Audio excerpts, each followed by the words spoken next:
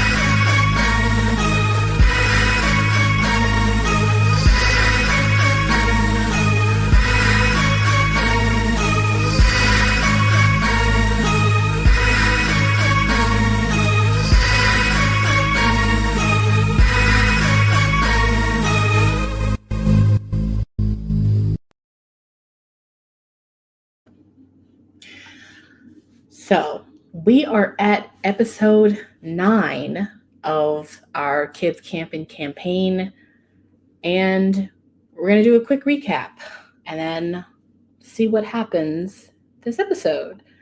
So, last episode, you all woke up to silence. Peeking out of your tents, you realize that your camp counselor, Mickey, is nowhere to be seen, and then you quickly create an urban legend of a giant chicken that lives on campus that must be satisfied by the chicken dance. We're not going to focus on that, although that did definitely happen, and that is now canon.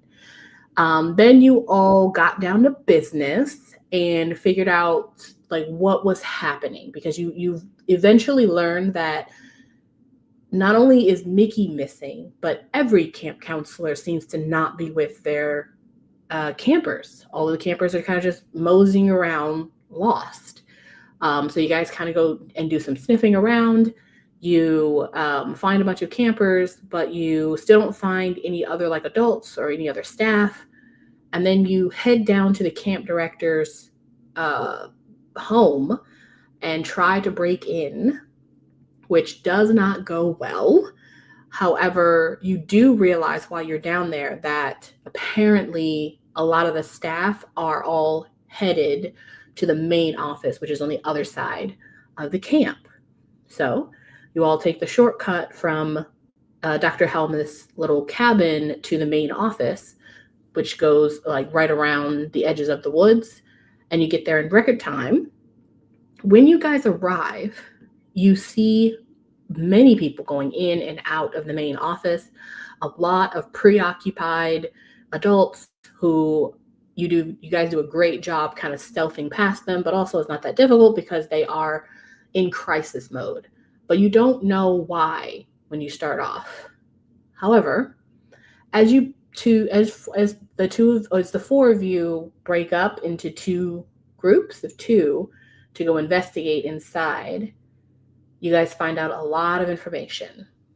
Half of you find out that Dr. Helmuth is actually in the middle of a secret meeting, apparently, with Miss Angelique and Grimm to try and figure out some damage control. You learn that some campers, although you don't know who those campers are, have died, and that this is very odd and was extremely unexpected, but that mainly Dr. Helmuth is really trying to focus on getting some damage control happening. And then the other half of you learn who the campers are. You also learn that missing kids in the camp is unfortunately fairly normal. However, kids dying at the camp, fairly abnormal according to the adults. Like 2 years is apparently a long time for that to have happened. Missing kids, though, that happens every summer. So, what are you going to do? So you guys learn that, and you also learn that the three that were found were Melissa, Cleo, and Cinder. So after this entire investigation and you guys getting back together, you all make your way outside of the cabin. You try to find out some answers, and you eventually find your way to an old cabin at the edge of the lake that seems to be guarded strangely. And so, in your investigation of that little cabin, you find the bodies of Melissa, Cleo, and Cinder. And we come back now to Juni sitting next to the bodies, having just had a powerful vision that you all saw, but for the first time have witnessed this type of strange magic. And individually, you all learned something unique about what you've just witnessed, but you don't know what Juni has just learned from her examination of the bodies yet.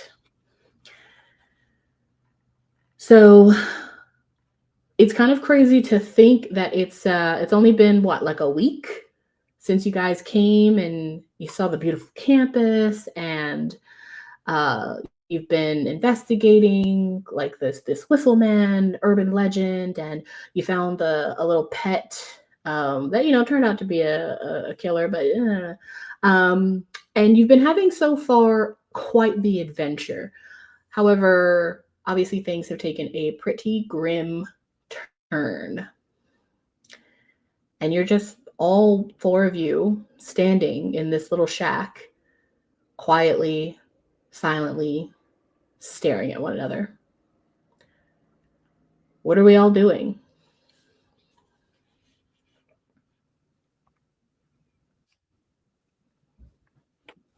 I'm pretty sure Ebb last time rolled terribly on that vision roll that we did. Mm-hmm. So I don't think she understood a lick of it. It all went right over her head. So she's just like, ooh, pretty lights. Cool. Okay.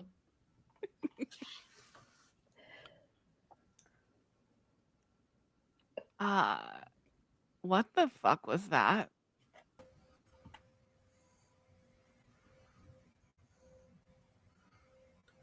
Hayden just kind of looks over.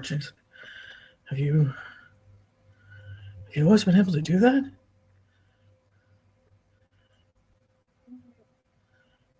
Is that like something you learned in public school? No, not at all. I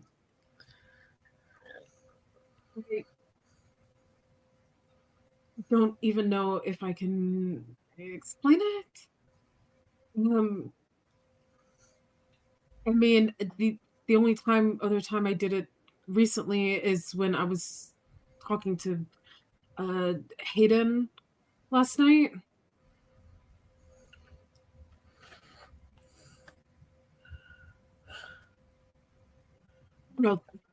Sometimes my magic can get really real. So I never really thought about it. Are you guys okay? You're just like staring at me like I have answers. Yeah, I just don't know what happened. Me either, but I think I discovered something good.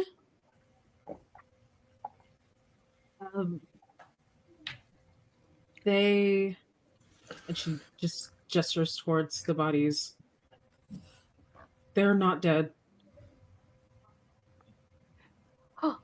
Really? To you all, they most certainly look very dead. They look really dead. Yeah, I know it looks bad, but it's we don't know how to explain it. It's like their consciousness is still here, but not here. Like, So they're ghosts. I think maybe that is going to need to be a roll. Thinking charm. And depending on what you guys think might make sense in terms of like how you might understand this, it's going to be contested. So it's either going to be your brains. I would accept grit as well. And just for Ebb, you could even do flight. I'm like, I have no interest in understanding this. It's not that she has no interest. She's just not good at it. Okay, then I'll accept brains or grit. But go ahead, Juni, and roll charm and let them know what they need to stay under.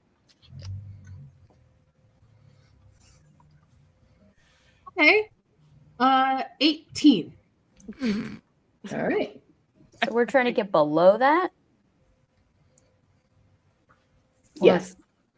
Okay. I Good. think I can do that. Shouldn't I be can a do problem. that. Yeah. I got That's a 5. Oh, hey. Yeah. Nice.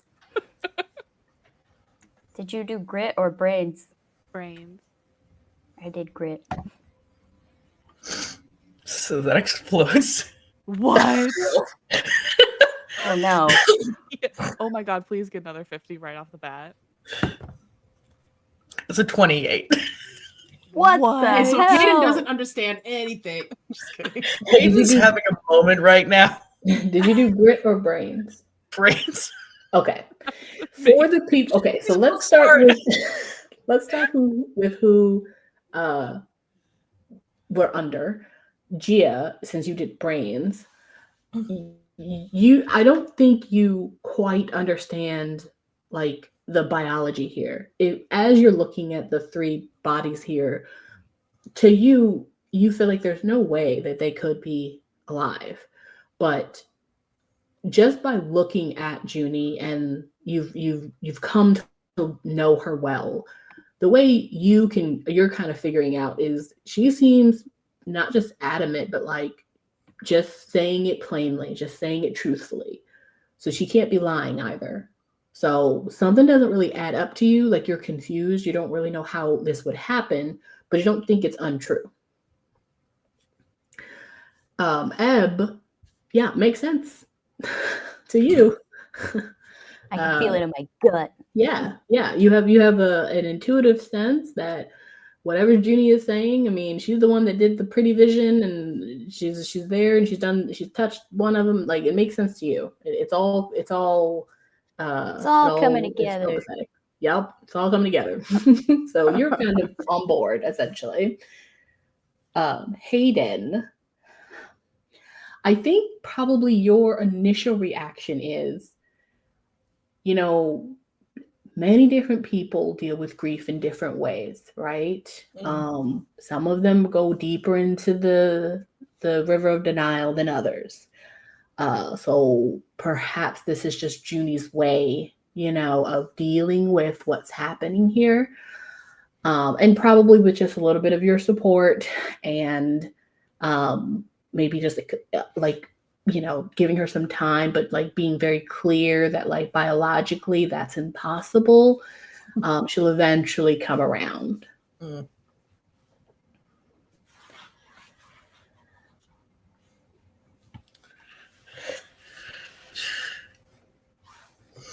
Juni, it's look at them. There's not an ounce of life in any of the 3 of them. And unfortunately, she's one right. person who might revive them, we can't go to. Have we seen the pig around at all? I'm gonna say you didn't. Okay. Hayden, the pig is missing. If Cinder was actually dead, the pig would be here and she would be so upset. She would be crying and sad, but she's not here. That familiar is wherever Cinder is. I'm I'm telling you, man. Hayden genuinely has to hold back the idea of mentioning to Ebb maybe the pig's already been taken to the mess hall. Oh my god. My cannibal pig? No! He'll be with her dad, obviously, who was also there. Anyway. Do you Look. think the pig that eats bacon would taste like double bacon? I don't think we want to find Think out. about that right now. Sorry. Hayden, you have to trust me. They're here. There is an essence of them here in the ether somewhere. I really don't know how to explain it, but they're not gone. Oh, okay. Then how do we get them back into their bodies? Because I think we can all agree they're not there now. I still think that there's something about the runes keeping all of the magic weird here.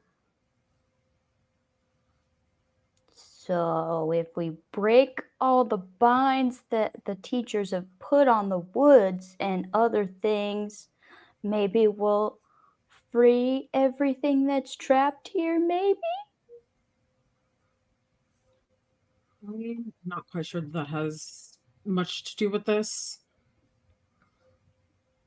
I don't know. I was just thinking if they're outside their body, they're probably stuck somewhere. Juni's goal was to try to bring them back to life. And when you touch them? Yeah. Can she try to do that? I think she's just looking for proof to show everyone else here that they are still here. If she can even try to get into contact with one of their consciousness. I will say that even without rolling, because I think your roll last time was so high, I think you realize that you could have done it, but I think you realize that Ebb is right. The soul and the body have to be together, or they have to be accessible to one another, and so it's something's going on. Obviously, they're either something has taken over their bodies and they can't get back in, or their souls are being kept somewhere so they can't get back in their bodies. We just have to find which one it is and then fix it. How do you track a soul? With a Ouija board? Oh, I might have one of those. Of course you do. Or at least I could make one real fast. Those things like evil. Okay, oh, that is public school propaganda. Yeah, they're more like a tool. Maybe there's Right. one in the cursed items classroom. Maybe. Okay, it would be good to, I guess, try and get one of those. But we got to move these bodies. Ooh, where do we want to hide them? Oh, the secret tunnels.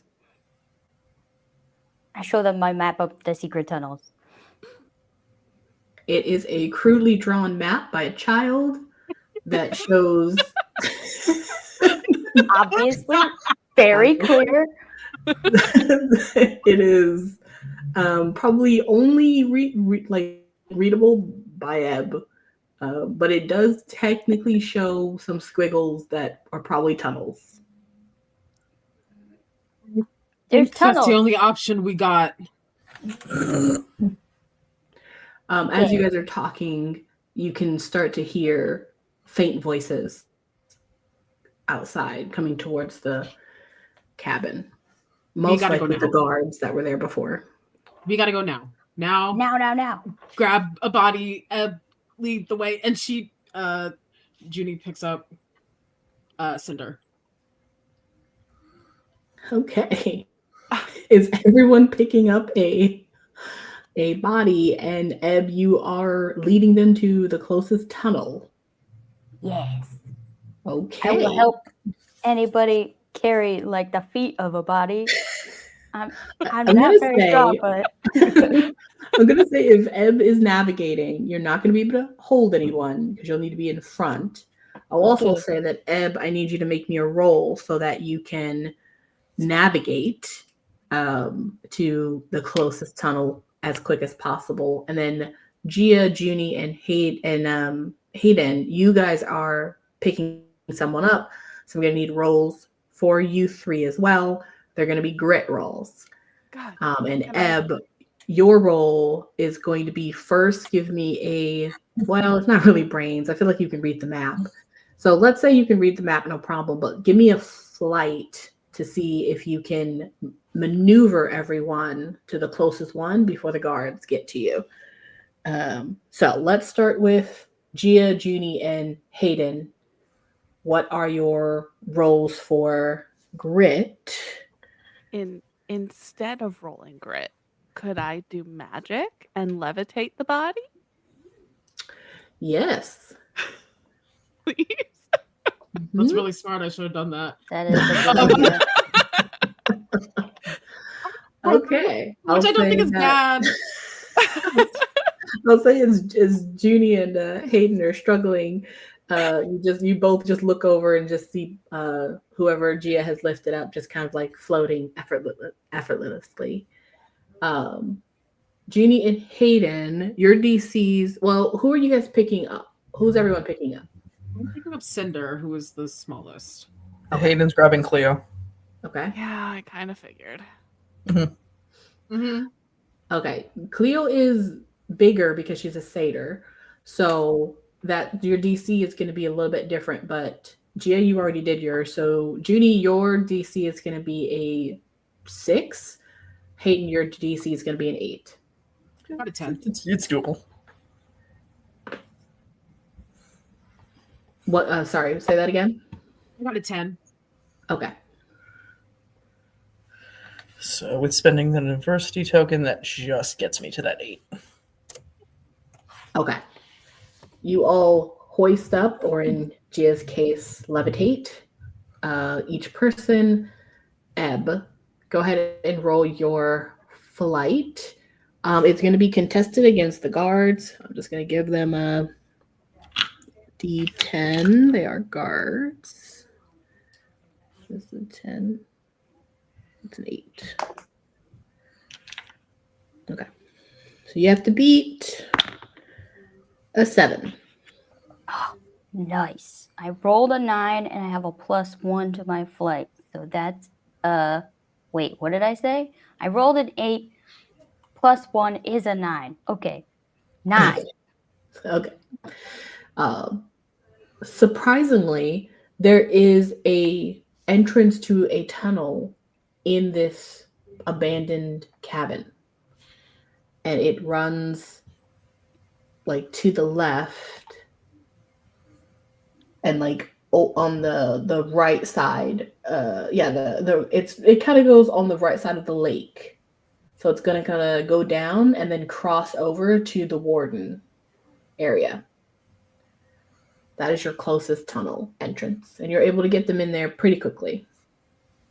However, I'll say that as you guys like finally get in and whatever the opening is closes, you all of you hear the guards come in realize that they're gone and immediately start searching kind of high and low, with one of them really searching, and you can kind of hear them like moving around as you guys start making your way down the tunnel, with another one running off to report this.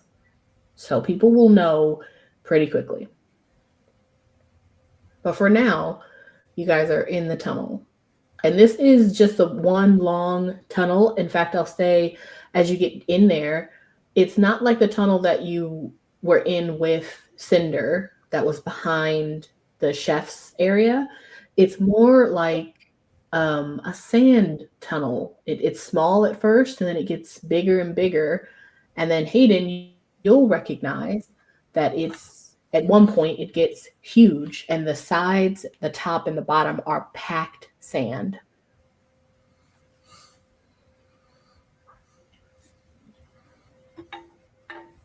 I didn't know we had sand out in these woods.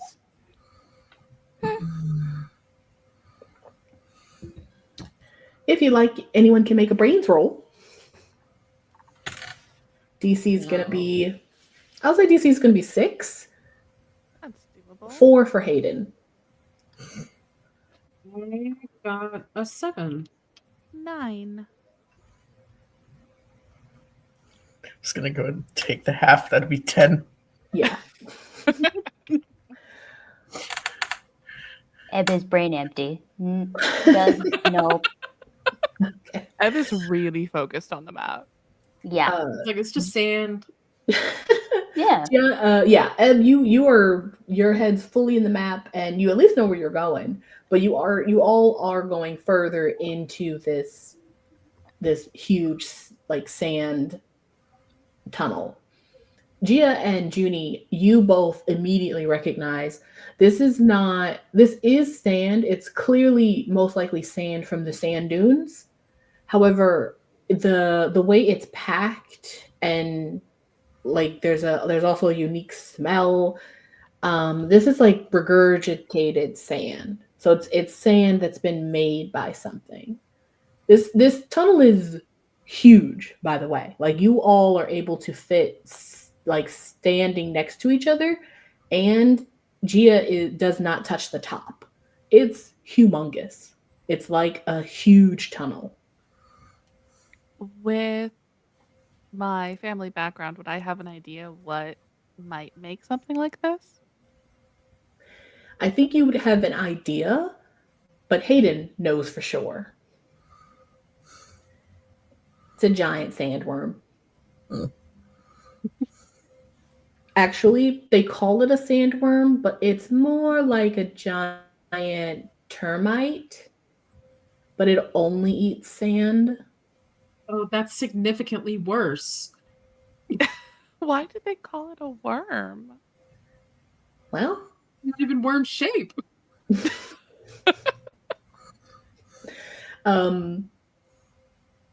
If you ask that question of Hayden, you will know that what it actually looks like is a humongous worm, but it has like really strange, long, spindly legs.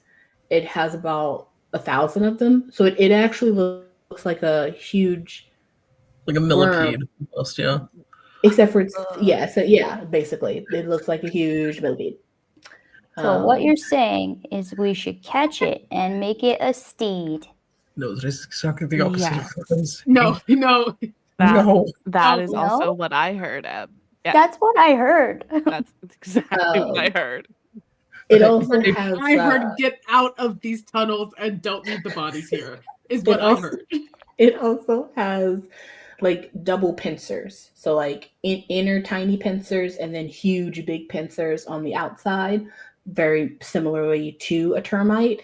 And then it also has antennae, because that's how it tends to communicate. And then it does indeed like pack the walls with sand, but it doesn't do it when it's big. So there are smaller versions of it, like juveniles, that do the tunneling and the packing so that when they become adult, they can fit in the tunnels. Their brood's about 1,000 or so. So if we're not getting a giant worm friend, should I have there's a like secret hideout that Cinder had that has like a little bed and stuff in it. Maybe we take the bodies there. It would be great. We should. Okay, Are this you way. are you absolutely positive no one, like her dad and mom, don't know about it? Pretty sure she had a lot of candy in there, and I don't think they would have let her have all of that if they knew it was there, 'cause she would have gotten a bellyache. Okay. Cuz until we prove Junie right, we did just steal 3 corpses.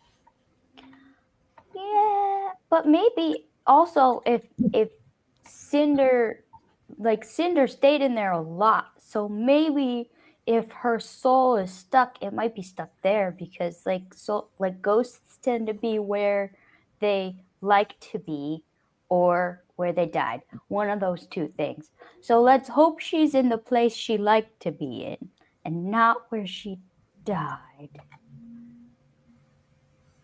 Only one way to find out. This tunnel is only the one tunnel. There are no branched off areas. Although Hayden, you'll remember when you were in the one in the dunes, there were bunches of turns, and you guys had to like navigate your way out. This one is just one long tunnel. Yeah. So far.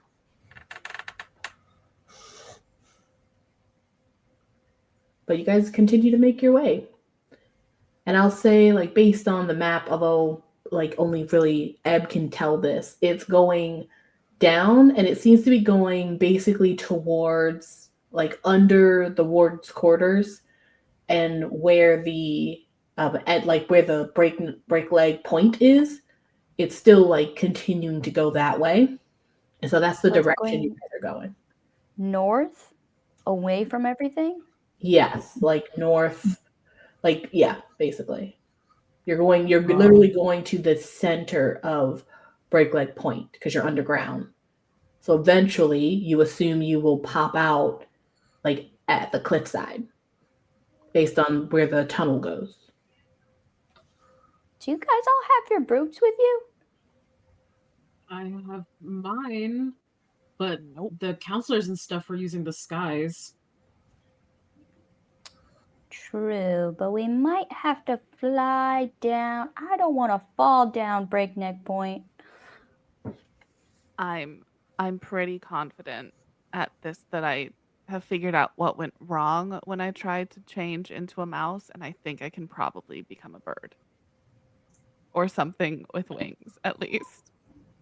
And I are you going to just turn the become a bodies fish. into sticks and the rest of us into birds, or That's why I was thinking brooms. Well, it turns out Gia gestures to the floating. Her name's Melissa, right? Mhm. To the floating Melissa. Turns out bodies can levitate. So we levitate Where? the bodies down, and then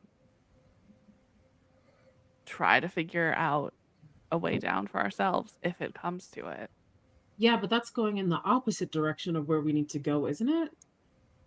Yeah, but I if we mean- go back the other way, we just end up back in the room we were just in. While Cinder's hideout would be ideal, if we don't make it there, at the very least, we need to make it somewhere where they won't find us with 3 corpses. Okay. Mm-hmm. Well, if we're lucky, maybe we'll find a cave. I Ooh, don't does the know worm why- eat bodies? Because if it doesn't eat bodies, it just eats sand, then it should just ignore them. Or it could attack us. I'm getting a lot of attitude from you right now, considering that we're going with what you're saying. Okay, let's go to the cliff. Let's jump off of the cliff and then find. Hopefully, there's a cave down below where we can hide the bodies and then come up with another plan. Okay. There is a quick skitter of something that runs past you, Ebb. I don't Look like have it's any Ebb. What's the flashlights. problem? Nothing. It's fine. It's probably fine. I mean, probably fine. It's probably fine. Another skitter. We need to get out of here. Yeah, we should probably go a little faster. You guys pick up this pace.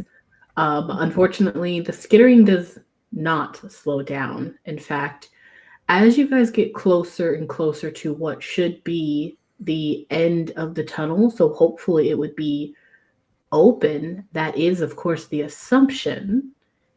You don't see light ahead of you at any point, even though you're clearly getting closer to what should be the edge of the cliff. And the skittering now is more of a very clear, like, protrusion out of the sand as you walk past, like a really long limb here, an antenna here, and they're more frequent as you continue. Okay, so we're definitely heading towards like a nesting ground, right? Oh, that's not good. They don't eat meat, right, Gia? I don't know, GM. Do they eat meat?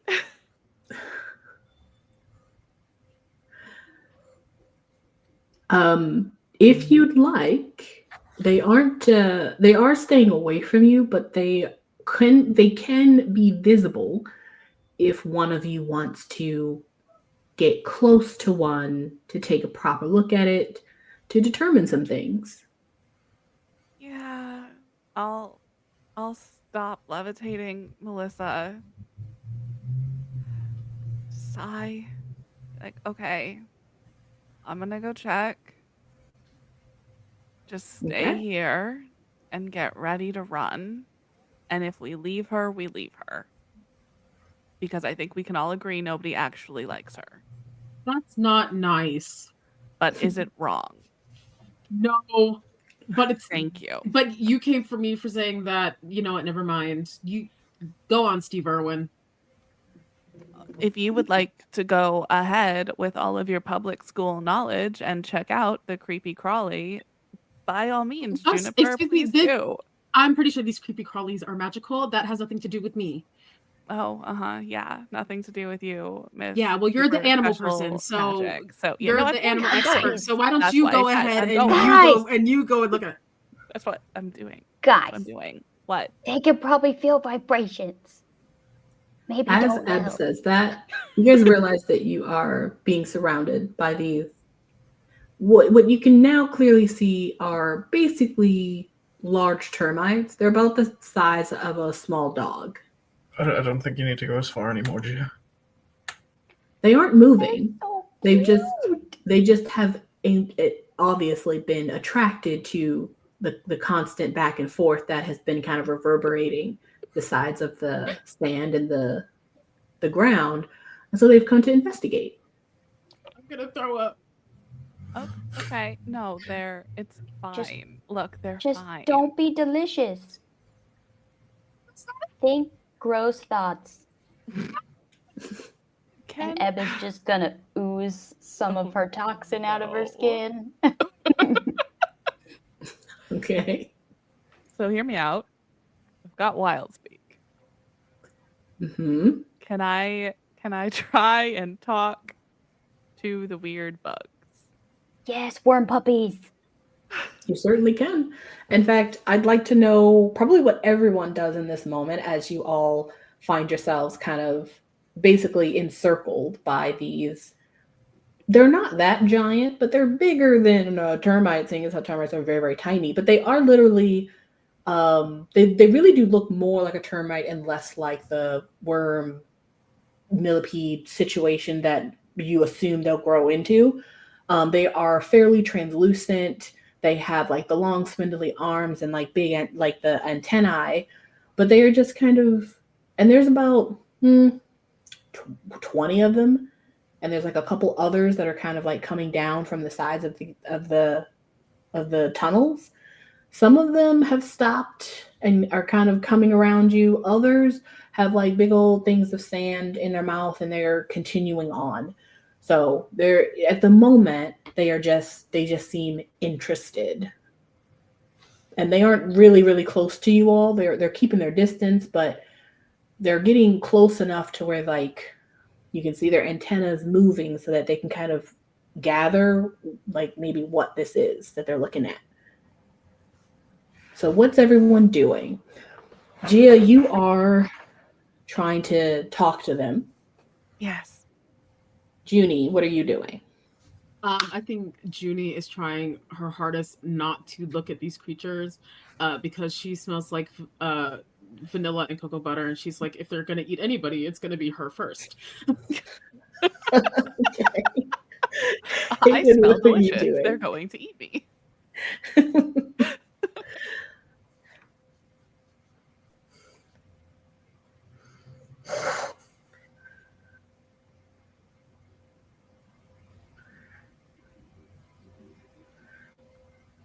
Hayden, what are you doing? He is not moving in the slightest. He hates bugs. If anything, the only slight bit of movement, he's like trying to like not allow it to cause vibration, but it's kind of that sideways kind of shift of his feet to just be ready to run if he needs to, in very much the opposite direction. Okay.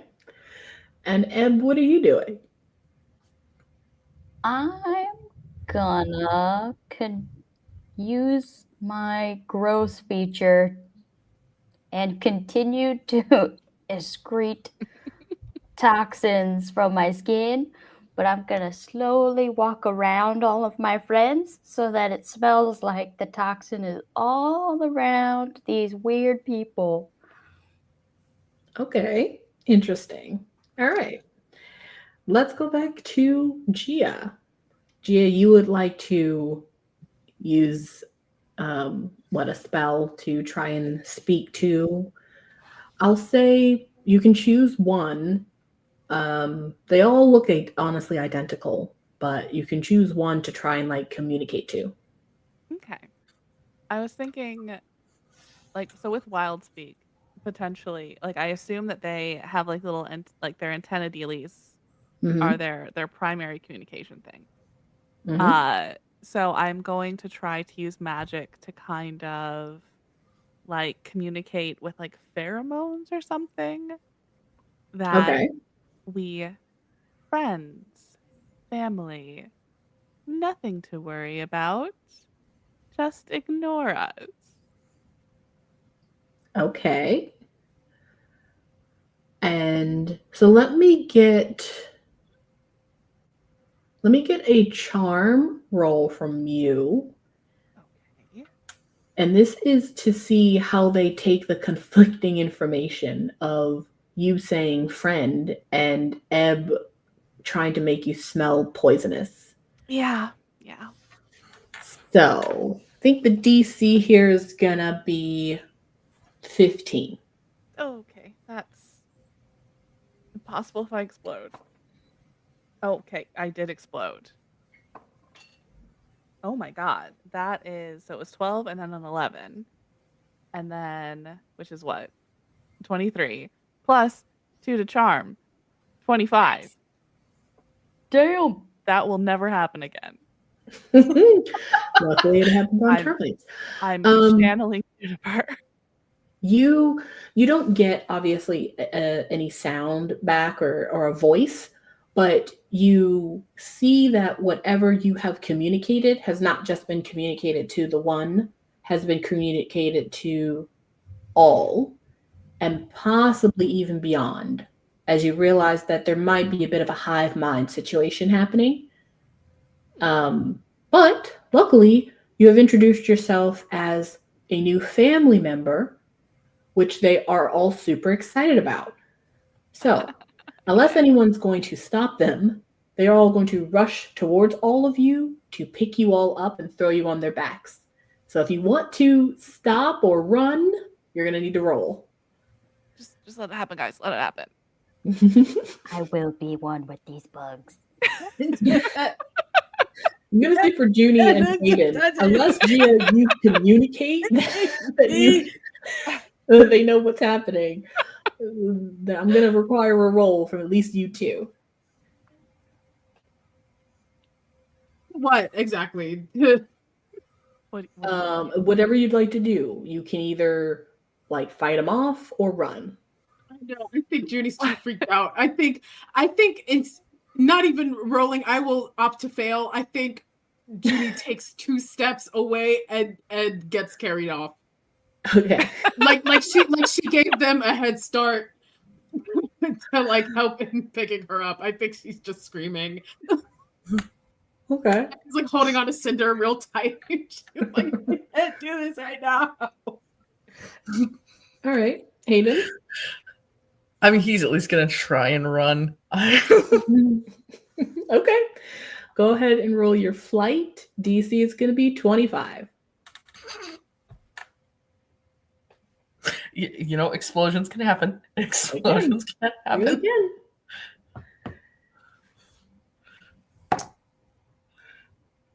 Not today, though. That's a 7. Yeah. The 20 that was around you guys initially becomes like 100 in like a blink of an eye, as it literally is like the tunnel has been filled with these what you would look at individually or a few of them as large, but in this huge tunnel they still in the scale look like tiny termites, and there are a lot of them in a moment, and they sweep you all of you, including the bodies, sweep you all up. They're taking you in the direction of where you were walking, so they're not taking you back.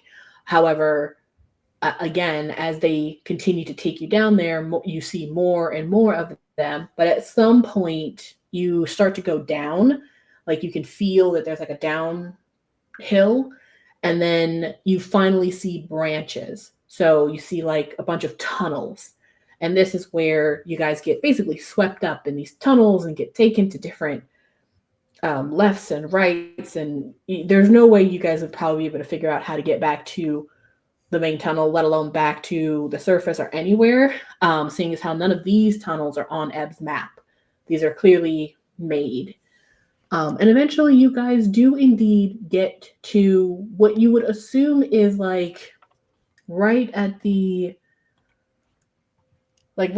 bottom. So not in the middle of the cliff where you thought it was going to open.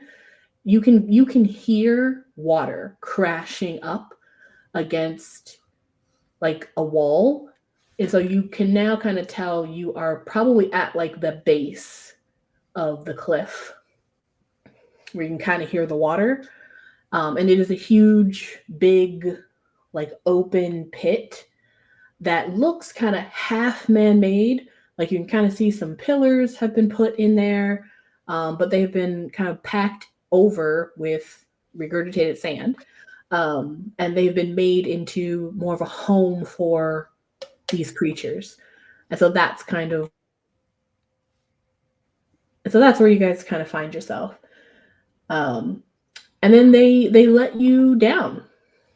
They kind of put you all down, and then they go about their business. You'll find that some of them kind of bring you like pieces of like bitten off bugs, some other like things that they're like offering you as food. They kind of set it down in front of you. You see them kind of like go about their business. And so now they're super friendly with all of you. So they're all over you a little bit. But you guys find yourself in this huge cavern that looks like it was at one point like a man-made cavern, and now has been taken over by these creatures. I will eat anything they offer me. I'm starving. Yeah. It's mainly like pinched off body parts of different bugs. There's like some vegetation that again has probably been like twice chewed. But yeah, they bring you all types of good stuff. Delicious. Just living her best life. And they're just sitting there eating that with you. Over in one of the corners, you can kind of see that there are even smaller ones that are kind of crawling all over the place as well. This place is quite a hub. Babies. Guys, it's like a whole herd of worm puppies. I love them. Well, that's good because they love you now. Yay! What did you tell them? I told them we were, friends and family and nothing to worry about. And apparently Oh, they're really big into family. But Great. we Now have we have a found million cousins. congratulations. we're we found also smaller than them, so they probably think we're their babies.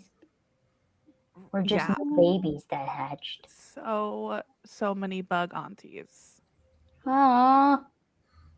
I could live here, guys. This is awesome. Okay. Well, we can leave the bodies here probably. Yeah, I don't think they're gonna eat them. Can you tell them to not eat them just to be sure? Do they also think the bodies are family? I think so.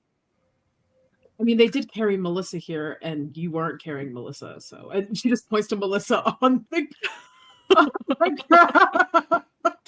I will say you guys notice that while they're not touching the bodies, they do realize that the bodies are not like alive. Like they're not bringing them food and stuff like that. And if you have left them on their own, kind of on the ground, they're kind of like walking over them a little bit. Oh, thank goodness Melissa's dead. Okay, She'd well, have don't do hated that. Well, they're definitely hidden here. Yeah. And if they're ever found here, it is so easy to blame the bugs for it and not us. So honestly, I think this is great news. I think we should find a safe place to put them. And Junie kind of examines what's untouched by the sand. And it's like maybe there's like some kind of like, I don't know, sarcophagus, something that we can put them in from whatever this place used to be. Okay. Anyone who wants to, you guys can make a roll to either investigate the cavern you're in, for different things you can also investigate for, or to or Gia, you can attempt to ask questions of these creatures. Ooh. Just let me know what you're rolling.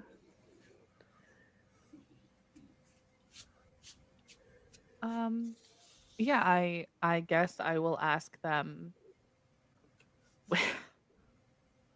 Let's see, pheromone asking. Kind of like project like our baggage, I guess the bodies, and be like, safe place, hide, conceal. Okay. And Juni and Hayden and Ebb, are you guys doing anything? Would like to investigate this space, just like the human stuff, Oh, just to figure out like what could have been here or who made it. Okay, go ahead and roll a brains roll. We'll say the DC is we'll make it 6. I will use an adversity token, and that will be exactly a 6. Okay. Hayden and Ebb, what are you guys doing?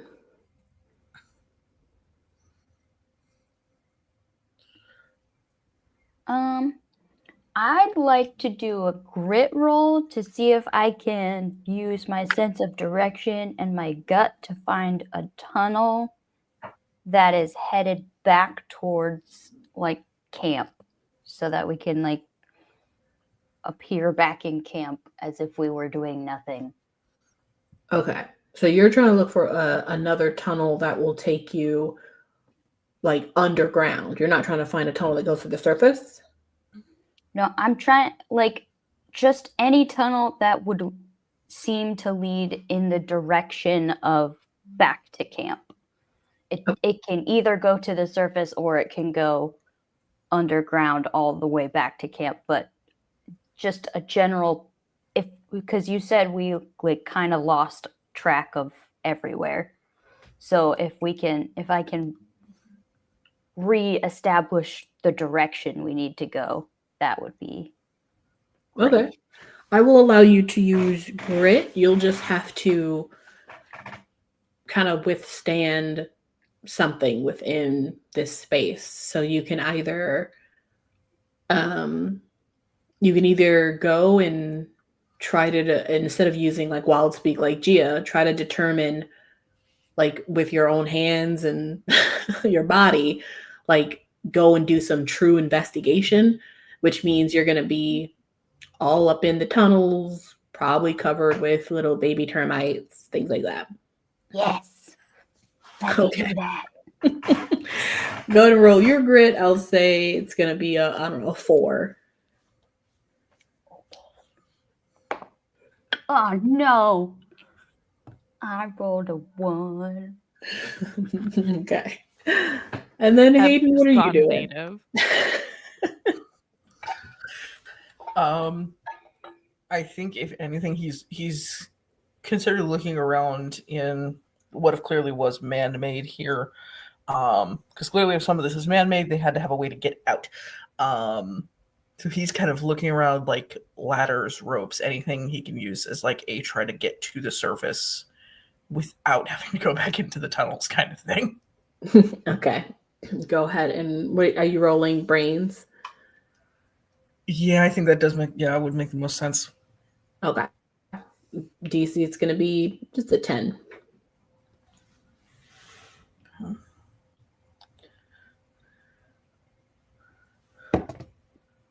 That is a 13.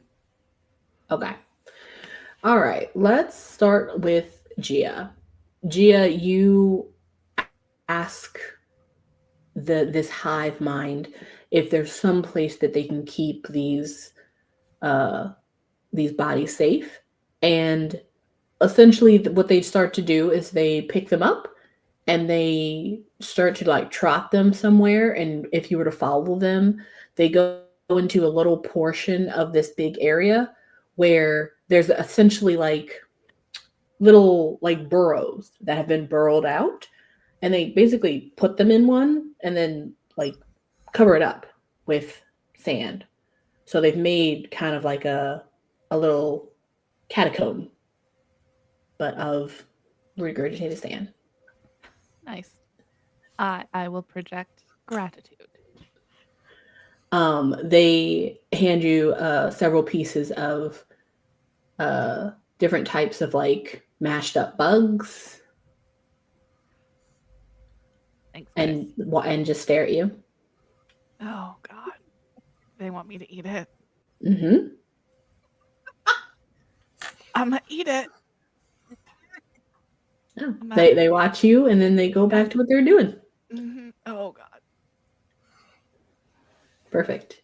I don't even like Melissa. Juni, you were investigating the man-made objects in this area.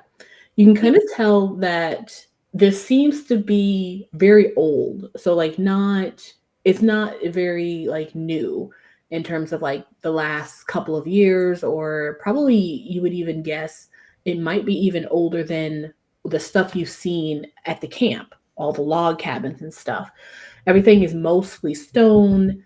It's heavily worn. You can't even really read like some of the glyphs and things that have been on some stuff. Very, very old ruins.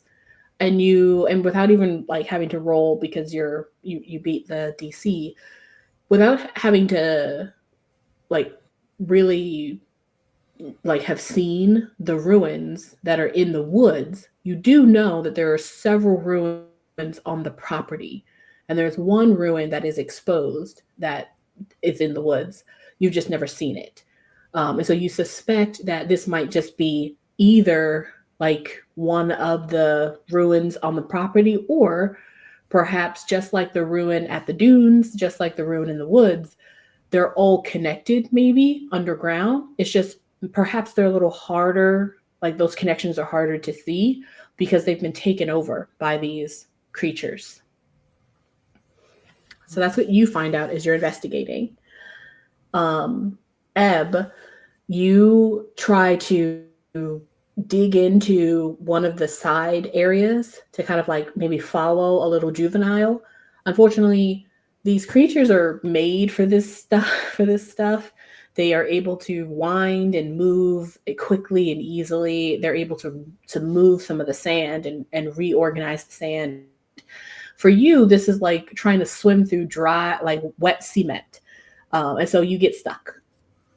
Yeah, I'm also covered in my toxins, so I'm also getting sand stuck to me. So now I'm just a chicken kind of thing. And unfortunately, because you're covered in toxin, none of them want to touch you. So like you see that some of them like come up to you to like, you know, maybe they're going to help you out, but then they realize what you have on you. So then they start backing up. So you're just stuck right now. Dang it. Guys, I'm stuck. And then Hayden, you were also looking specifically for like a way out. And you kind of, number one, find all of the information that Juni has found. You kind of see that. You also see Ebb sticking out of one of the little tunnels stuck. But you also notice that even though this place is like caked with the sand and it's really heavily caked, you remember that in the dunes, some of those like pits or those areas of sand were quicksand, or at least they were soft sand so that you could move through it. And so you suspect that even though it looks like there's a bunch of walls, because this place looks like it's just a huge cavern, if you can look around and kind of find maybe like what used to be a place where there was another room on the other side, and you could do that just by like touching the sides of the walls. If you go around, you might be able to find a spot where your hand goes through and you'll be able to move through the sand. So I'll say you're kind of doing that while you notice all the other stuff around you. Yeah.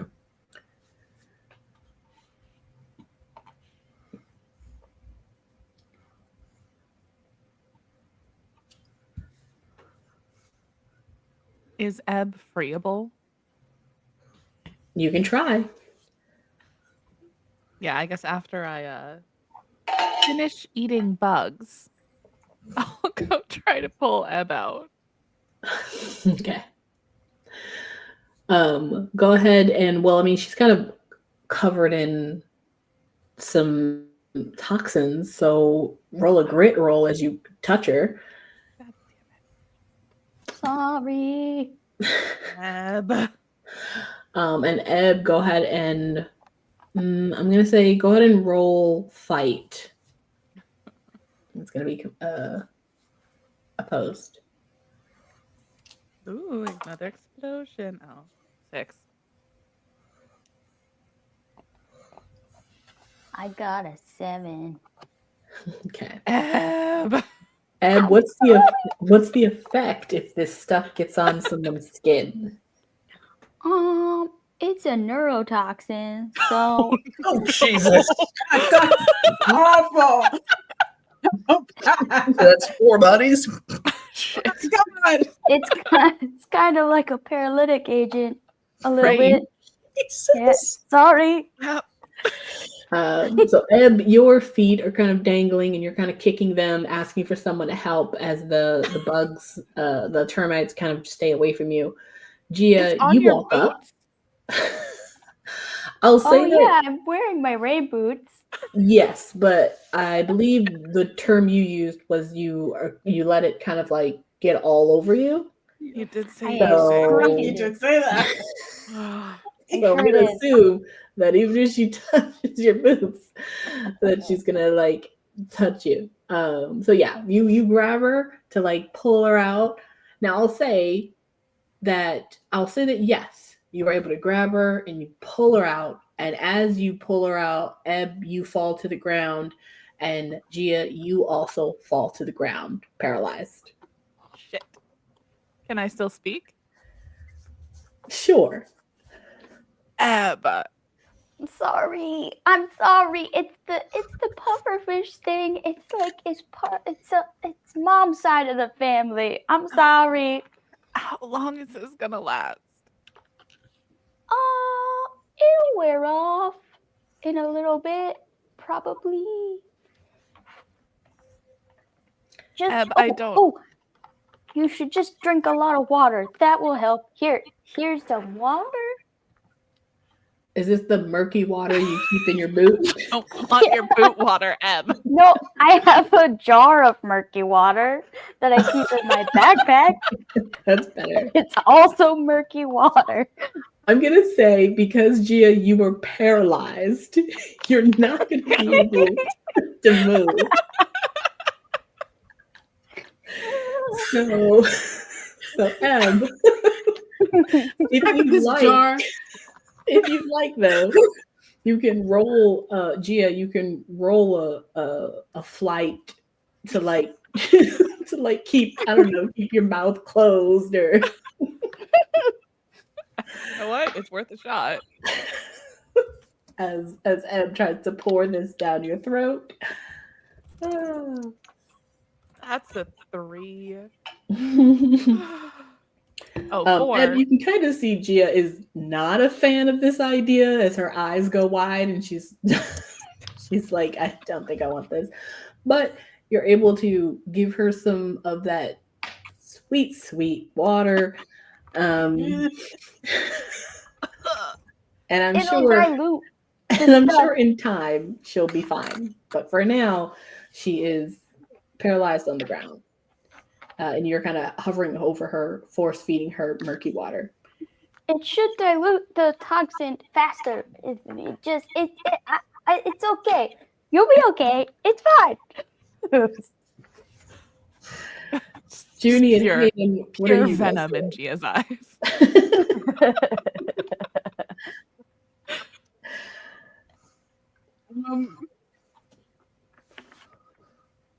I think all the stuff between Gia and Ebb is like going on behind Juni.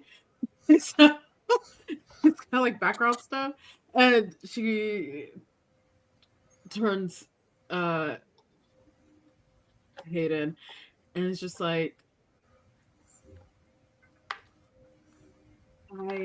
I know you, I guess, don't really believe me on this thing, but don't you want to believe me? I mean, it would be great if these guys are actually alive, right? Again, it'd be nice if that were true. Of course it would be. It's just not how life works. Well, where I'm from, magic is all just illusion and tricks. So I guess sometimes you just gotta believe. We're going to get them back.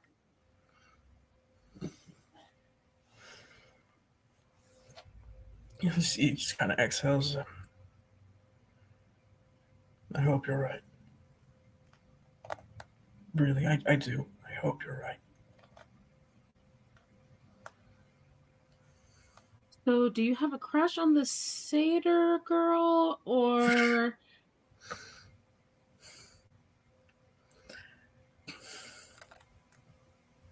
You kind of see just very, very prominent blush rise on his cheeks.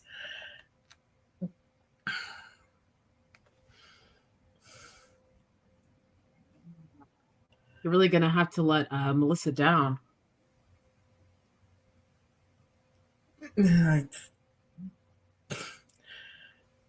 Yeah, trust me, I've literally no feelings at all for Melissa. Yeah, I figured. I mean, you did have me fooled for a second when you decided to sit with her, but Okay, she is kind of a word that means female dog. Anyway. Yeah, part of that is family pressure. She comes from an affluent family. I come from an affluent family. It's image, you know. That sucks. But at least the good news is that your crush isn't dead. So as soon as we wake her up, you can confess your feelings and then have a cute little like summer romance or something, like in all of the age-appropriate romance books I've read.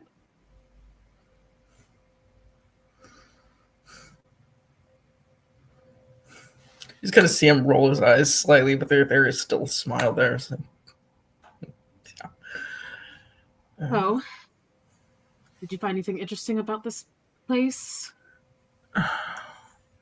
So I've been actually trying to find a way out because I'm not going back through those tunnels again. Frankly, I might, when I get older, just like put it to where I have like a Viking funeral at sea or something. I don't even want to be buried when I do die.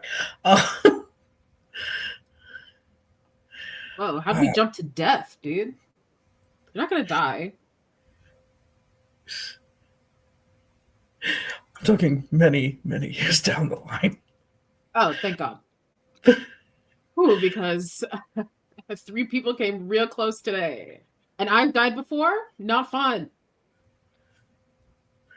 But I think if it's anything like the dunes out above our campsite out there in the desert, you kind of see him pressing on certain sections of like wall and everything like that. There should be some areas where the sand is actually softer and it might go through to the other side that way. Secret tunnel, I think Ebb would say. And I think Juni's gonna help Hayden try to find the secret tunnel. Okay. You guys are going to need to basically just, touch the walls for a while. But I'll say that eventually, yes, you do find like some permeable spaces. Some of them are too like small, like when you put your hand through, you don't hit anything on the other end like air. And so you're thinking maybe that's just a different permeable space. But as you guys keep going, you'll eventually find one where when you put your hand through, you can feel that there's something like open on the other side. So all you have to do is walk completely through. So should we leave the bodies here and then hope that this tunnel takes us back to camp? Or do you think we should still take the bodies to where Ebb said that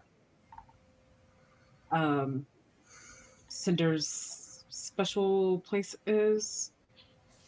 I mean, probably best to leave them here because we really don't know where we're going, right?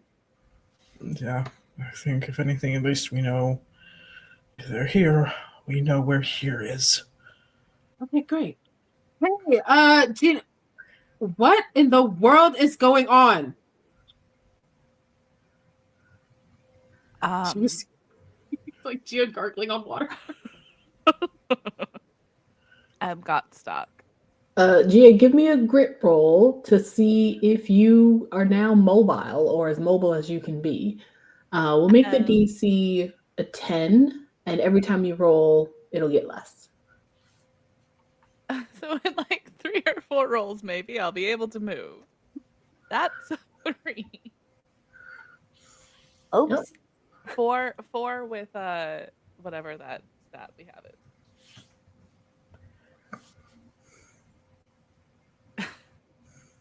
So no. You turn around and you see Gia paralyzed on the ground. Ebb, like, kind of stooped over her, pouring murky water into her mouth. You're It was waterboarding an her wine? accident. Uh-huh. I'm trying to dilute the toxin because Uh-huh. I secreted it earlier, and now it's all over me. And then so now she's got Yeah. the neurotoxin, and she can't move. So she tried to dilute it. So I'm sorry. Okay. No, Okay. it's fine. Ebb, why don't you and me walk down to the shore to clean you off? Okay. Okay. And Hayden, Oh, who wait. is a future doctor, will find a cure for Gia. You see Hayden open his mouth to agree until Judy mentions future doctors. Like, I don't know, you're smart. You just kind of like using a stick. She picks up like one of the antennas that she was given and has Ebb hold on to the other end of it. And she leads Ebb down to the shore. So there is no opening here. You can hear Right. the water, but you cannot see the water. Oh, never mind.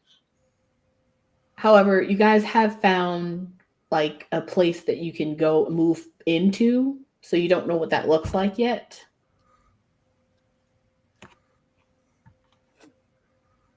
Me and Ebb will start walking this way while you figure this out. All right.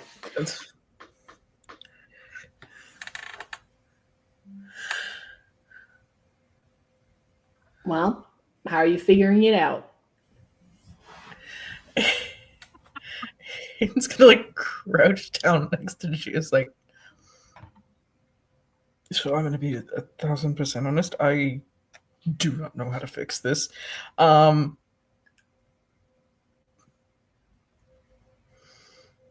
Would I be able to give him some suggestions based on it being kind of part creature? All creature? Maybe? Mostly creature. Arguably? Well, you do know that, I mean, both of you know that it paralyzed you. I would assume that probably Hayden would be able to figure out that it was, due to her, touching, this slime. And Ed did say out loud that the stuff you were drinking should like help you get over it better. So I think you guys have a good amount of information, but how you're going to be able to I think you're gonna have to figure out how to speed up the process with what you have around you. So you can ask me like what might be around you. Maybe Hayden you can try to put together some sort of concoction, and Gia, you can help.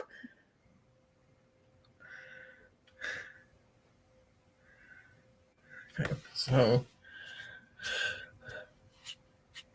clearly not going to be attempting what Ebb was trying because we've already got 3 dead bodies. I don't need another one.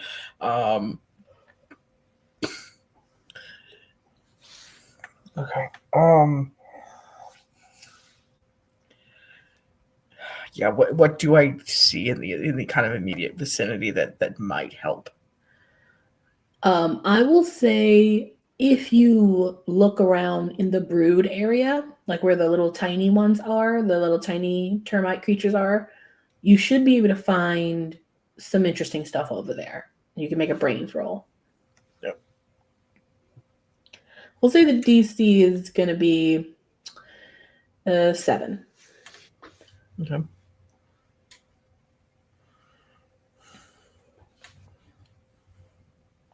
And Gianna and Gia, you can also once again try to communicate with the creatures around you.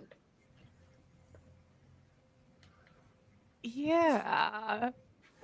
Can I So having recognized that they did not like the smell of Ebb's toxin, can I kind of like sort of like mimic it a little bit and then be like, how do I make it stop? End it. Except not Ebb, just the thing. Okay. Hayden, what was your role? With an adversity token that just makes the 7. Okay. Over in the brood area, you see that it's kind of like a little, it's like a little pit, not like big enough to where you would fall into it. It's really cozy in there. It's like completely enclosed except for a little tiny hole that you can look inside, and you'd be able to fit your arm inside.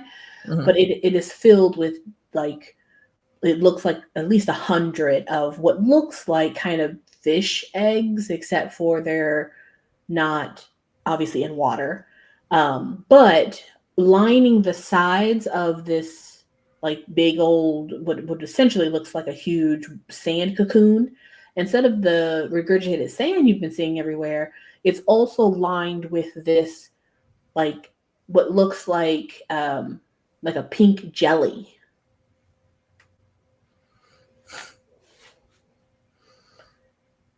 And while you've not seen something like this, you can kind of assume that it probably is some level of like protectant Mhm. or secretion that whoever made this cocoon has created, to kind of like either help with like something like bacteria, or like to keep away, certain like other bugs that might come and try to eat like the eggs. Yeah. It could be a useful substance, but you can take it and play with it with other things to kind of see what type of effect it has. Okay. So you scrape a bunch of that into a vial. Yeah, Gia, while Hayden's doing that, Gia's just having a rough time with Bad day for Gia. consuming some interesting things. But while you ask again one of the creatures next to you that it kind of goes out in a hive, if there is something that can help with this. How do I say this? It comes next to you and secretes a white, like translucent white substance. It almost looks like water, but it's jellied, and it secretes it next to you. From its abdomen. It's a very nice way to put that. Yep. And then it kind of, once again, like last time, it kind of does that and then looks at you. While that happens, Hayden, you come back over with your vial. Hey, please tell me you have something. You see him come over, and it's kind of that kind of jittery feeling of like, his arms going back and forth, like when you can just like feel bugs still crawling on you. You just kind of hold up the vial. It's like, you were so lucky. You're my friend. I appreciate your sacrifice and your discomfort. Please tell me you have something. I hope so. I'm also hoping what I just did isn't also gonna really make them mad at us. I found this over in what looks like a nest, possibly as a protectant. Really, really hoping that doesn't make them mad at us. Do you take it out or like show it? Yeah, he is fully like showing the vial. The creature that's right next to Gia does see you do that, and they don't seem to be upset.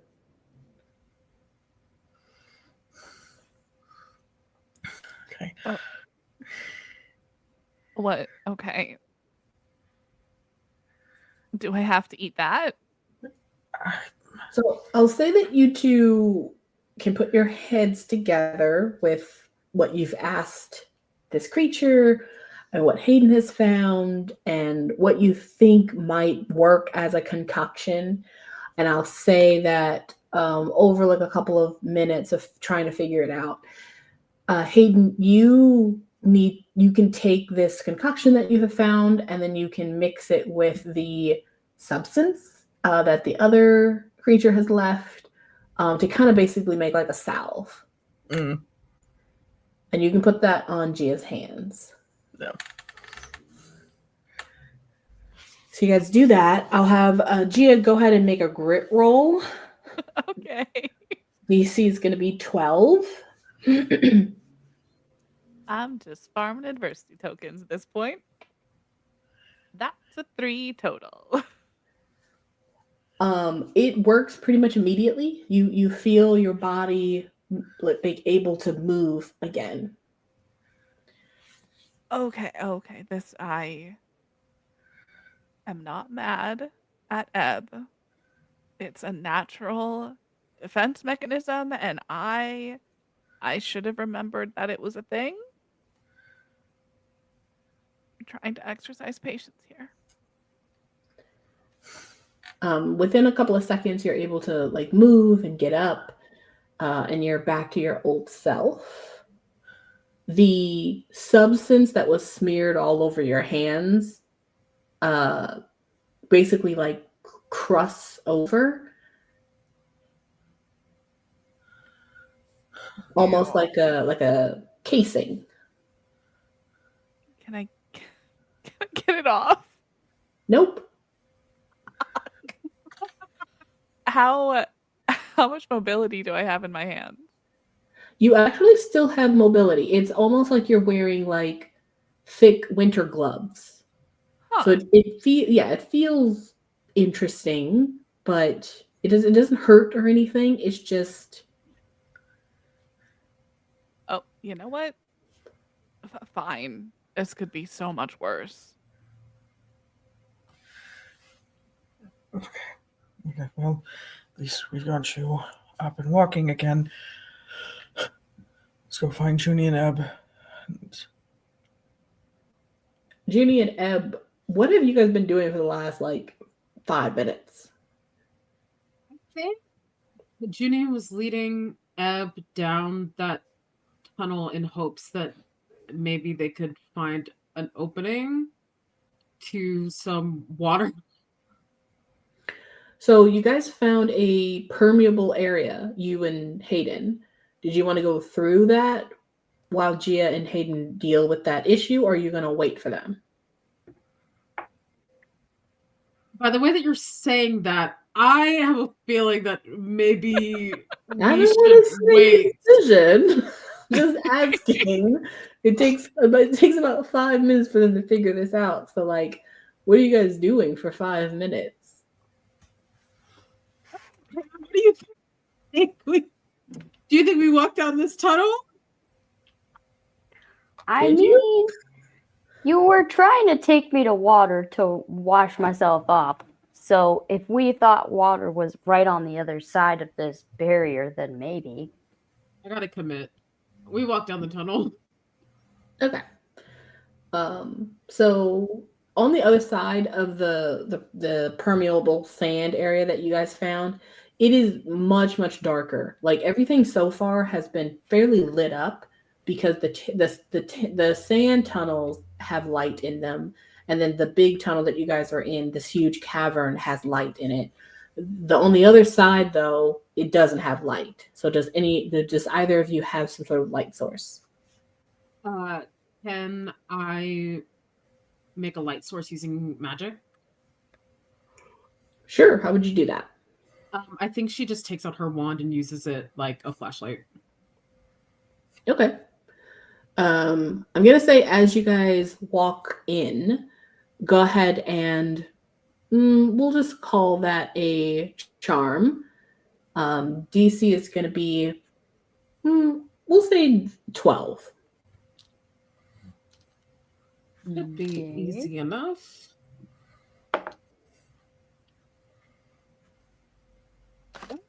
Too many adversity tokens to get to that. So that's a 10. Okay. We can give tokens to people, right? If you're with them, yes. You want to give her some Okay. tokens. Yeah, because I just need 1 to get to 12 because I got an 11. And Okay. I still have like 9. Yeah, I still have 9 adversity tokens. Oh my So goodness. I can get, how many do you need? I need 2 to Okay, get to 12. there you go. Okay. How are you helping to create this light? Well, she's doing magic, so I would give her some of my like energy to it, just like magical energy, push a little bit more of it into her wand. Okay. Junie, you pull out your wand and you Mhm. try to have it kind of glow. And it does start to glow a little bit, but it's very, very dim. It's not really going to give enough light. And then you feel, Ebb's just presence, and it kind of flows into you and then into the wand, and it shines brightly. And you guys can now see that you aren't like at the edge of the cliff yet, at least not in the direction that you have gone.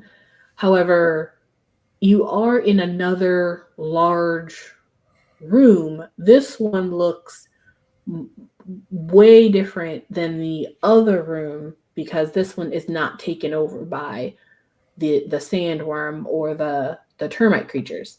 It looks like what the other room would have looked like if it hadn't been taken over. So it just looks like a really old ruin. And where you're looking at, like you can kind of see there's like a bigger cavern. You can hear water, but it doesn't sound like the ocean water in terms of the crashing waves that you kind of heard on the other side of one of the walls. It just sounds like water. So if you guys walk around or walk forward, you can kind of see the rest of the room. And I'll say, since you're Yeah. doing this for like 5 minutes, Yeah. you do get to walk a little bit further, but instead of it being a tunnel, it is a big room. It's a big chamber. And at some point, as you're walking, you guys can't walk anymore because the platform that you're walking on turns to water. So what you see is, in this light, is a big chamber that looks like an old ruin, the inside of an old ruin. Then there is like the platform you're walking on, and then there's just a complete like dead stop where there's just water, and the water is at the level of the platform. So you just see almost like a clear, glassy lake, except for it's indoors. Ooh. Ooh. Get in the And water. and so yeah. So if you were gonna do it, Ginny was gonna tell you to. That water, does that water hit an end, or does that water just like go on? Because you said it's like a room. Does the water like go on away? I think if the wand is in your hand, you can only see so far. But it's a big room. Yes. Okay. I think that's So the water goes as far as we can see Yes. Okay. into darkness. Sweet. I'll get in the water and scrub all the sand and gunk off of me. I'll also say, Ebb, this is salt water. Ah, yes. Yeah, it's ocean water. Oh, I can breathe it too then. Mm-hmm. Whee! I go deep down under, get all ungross, come back up, fill up my boots. Junie, you watch Ebb dive in to get all clean, but also Ebb goes for a little swim. Can you? I'm sure you can see underwater, and it's dark, so I would assume you can see both. Would you have to do anything to like activate that? I mean, my gross feature is my like fish transformation. So Oh, okay. I think I used it already, Yeah. technically. And I think it's once per session. Let me look at the rules. Oh no. That you can do on command. Oh, Never mind. nice. I can do it whenever. all right. So yeah, I can change my fishy gills come out, and my fishy eyeballs, my eyelids disappear. Lovely. You are swimming around in this beautifully cool water, and the deeper you go, you kind of get a sense that what you see up above is only basically like the tip of this room, because the rest of the ruin, it seems to be also below the water. You can go down about to I like can only see like as far as there is light, though. Like pufferfish okay. aren't deep sea fishes, so Okay. I do Then need I'll light say of that you some can kind. go pretty far with the light that Junie is holding to see that like there's more ruins under the water. But what's most important is that when you go under the water, you can see that there seems to be another pillar or another platform that's like jutting up from like deeper in the water on the other side of where Junie is standing. So like you both would have to swim to it most likely, but there you can see where the next platform is. Oh, so there's another one further out Yes. that somebody could stand on? Mm-hmm. Okay. I'll go back to where Junie is and tell her about that. You go And back. it's big, and there's like deep stuff. It's like it's sunken city, but that doesn't make any sense. This place is weird. I guess it wouldn't hurt exploring. I know I'm usually against this kind of thing, but we're in it now, so yeah. It's definitely a whole nother like mystery to this camp. Like we thought the woods were weird, but this shouldn't even like exist. It is really weird that there's a camp on top of all of this, almost like, I don't know, almost like the camp is fake. I don't know. For Right? all of that to just be on top of this is weird. I think I do think though before we go in, we should probably wait for Gia and Hayden. But I do think Juni does step into the water just to get acclimated to it while they wait. You step into the water, or you try to. And I know that Ebb, you explained that it's like an underground city, but hopefully you also explained that this is a straight drop. There is no wading in. So if you try to step in, you accidentally jump in. She sits on the platform, so her legs are in the water. Okay, there you go. It is ice cold because it is ocean water, and yeah, it's ice cold. And while you have the light, you can see Ebb, you can see like the top of the water, but because of how it's reflecting, you would have to get in the water and put your eyes and the wand underwater for you to see probably what Ebb sees. But you guys sit there, and as you guys sit there after have done this little trek, Gia and Hayden, this is when you guys finally have gotten yourselves together, and you look over, and Juni or Ebb are nowhere to be seen. Well, I thank you for staying and helping me. Hayden, where did they go? She's like wringing out her hair with all the murky water.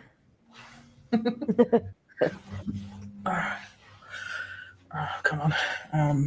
I may have found a way we can actually probably get out of here without actually having to go back through the tunnels. Nice.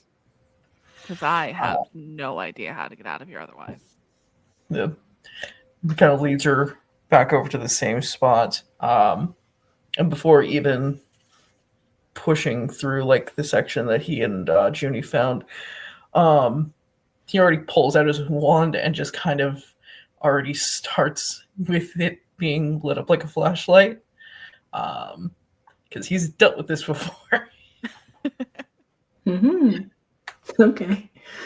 You both disappear into this strange opening / non-opening and appear on the other side where it would have been pitch black, but as you both walk in, let me have both of you make a brains roll. As you both see directly in front of you, a little ways away, you see another light. You don't necessarily see Juni. You might see like her outline, but you see another light that's a little lower, like a couple of feet in front of you. But as you guys walk into this new area, you can clearly see that it's very open, but right at the opening where you've walked in, there is something on the left and the right, like directly where you walk in. So go ahead and make a brains roll, both of you. DC is going to be, let's make it a 10. Ugh. It's technically possible. 8. I will spend 2 adversity tokens to make that a 10.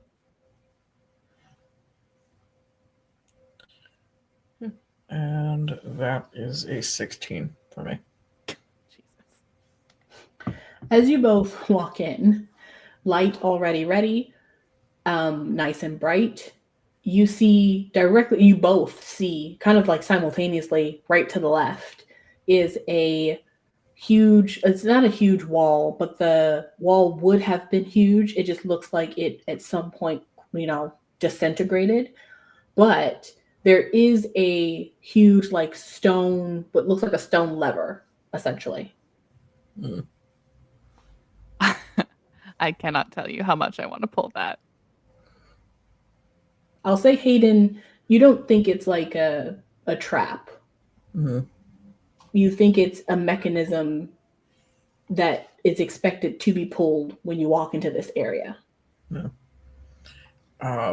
Is there any kind of writing around it? Any kind of like code or something that like might show what it's actually meant to do? So it's really, really old. And so all of the glyphs have been worn away, but there is just one that is barely visible, but I would say on a 16, you still get the gist. It looks like a rising sun. Gia's now weird covered hands are just like slowly reaching for it. You see Hayden just nod. Yes. Pull the lever. Pull the lever, Gia. Wrong lever! I accidentally just flushed Ebb.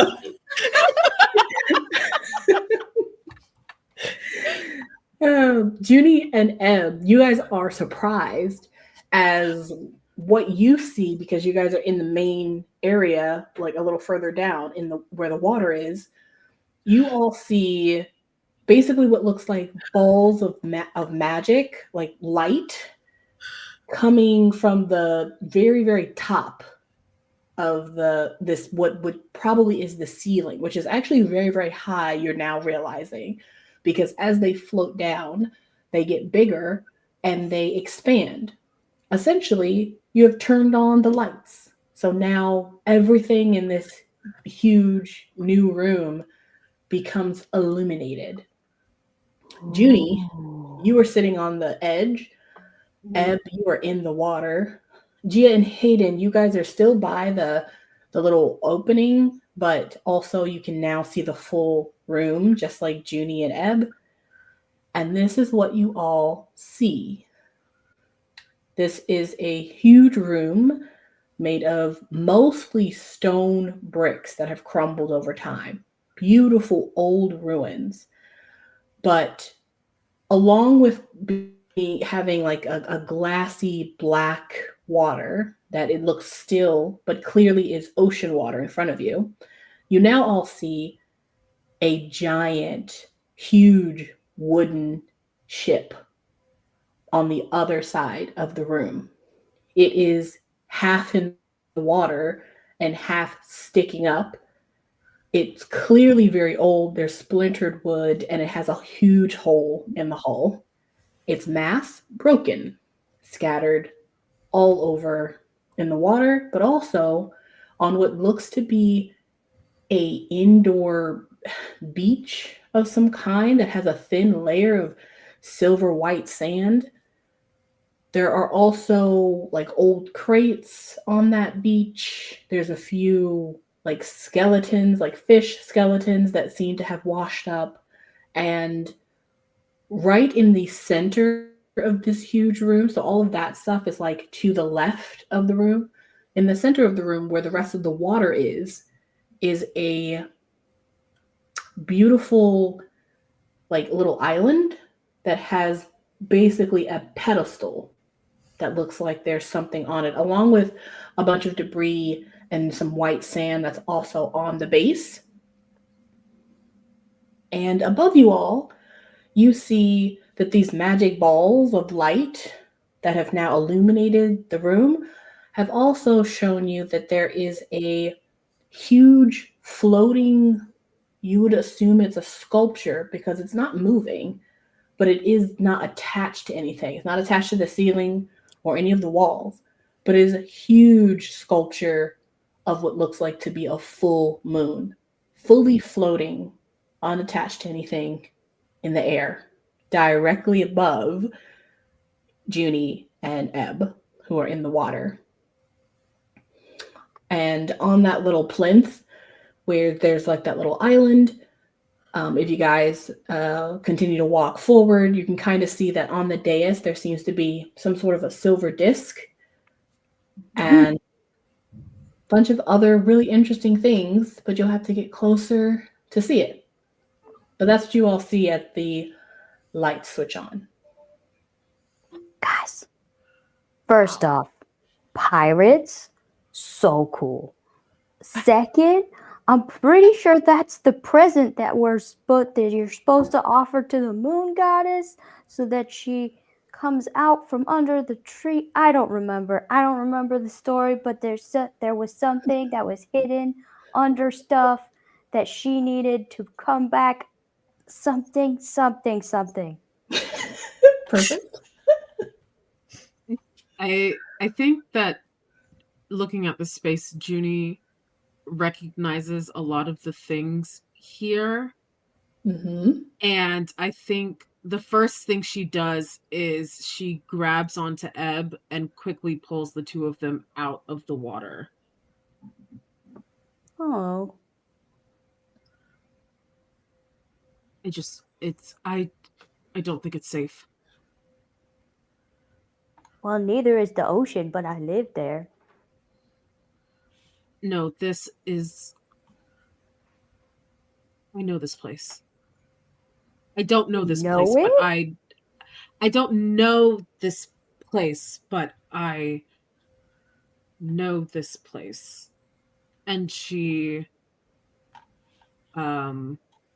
looks over at Hayden, who shared her vision of the ship and the water and the sand and the goddess and her and the shadow that came up from the water.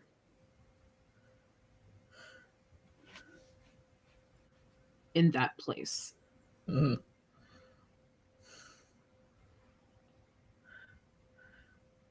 You look over and you just see him kind of, his jaw is just dropped.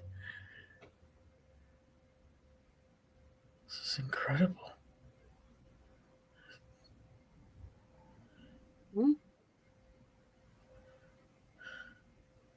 I don't think there are any objections to the fact that we need to explore, but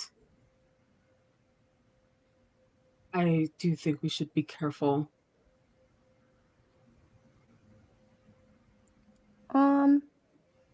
Dungeon Master, Mm-hmm. is there like a role I can do that's like magic senses are tingling type? I mean, you can check vibes of the. Actually, I'll say I know that Junie pulled you out of the water, but if you decide to get back into the water, I will let you roll something to. Now that the lights are on, you should be able to see more. Cool. I'll just put my face back in the water. Nope, you're not going to be able to see that well that way. You're going to have to swim a little more in the, like, deeper down. Guys, I just want to check something out real quick. Just real quick. And I'll try to slip out of Junie's hands and jump back in the water. I think Junie tries to hold on to you. But you're a little slippery, little guy. You're a little slippery. I'm just a slippery little guy. Slippery little guy. Well, are you wanting to try hard or not so hard? Junie? Mm-hmm.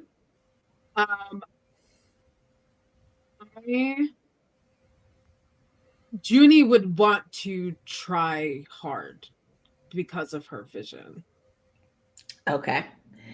Then that's going to be a flight for Ebb to wiggle out and get back in the water. And Junie, that can be, we can do a grit to see how, or we can do a brawn to see how you hold on. It's going to be a post.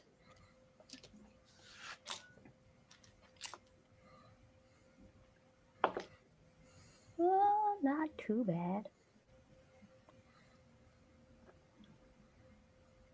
I got an 8. I got a 7. Oh, nice. Well, you do a good job of holding on to Ebb for a bit, but eventually she's able to wiggle out.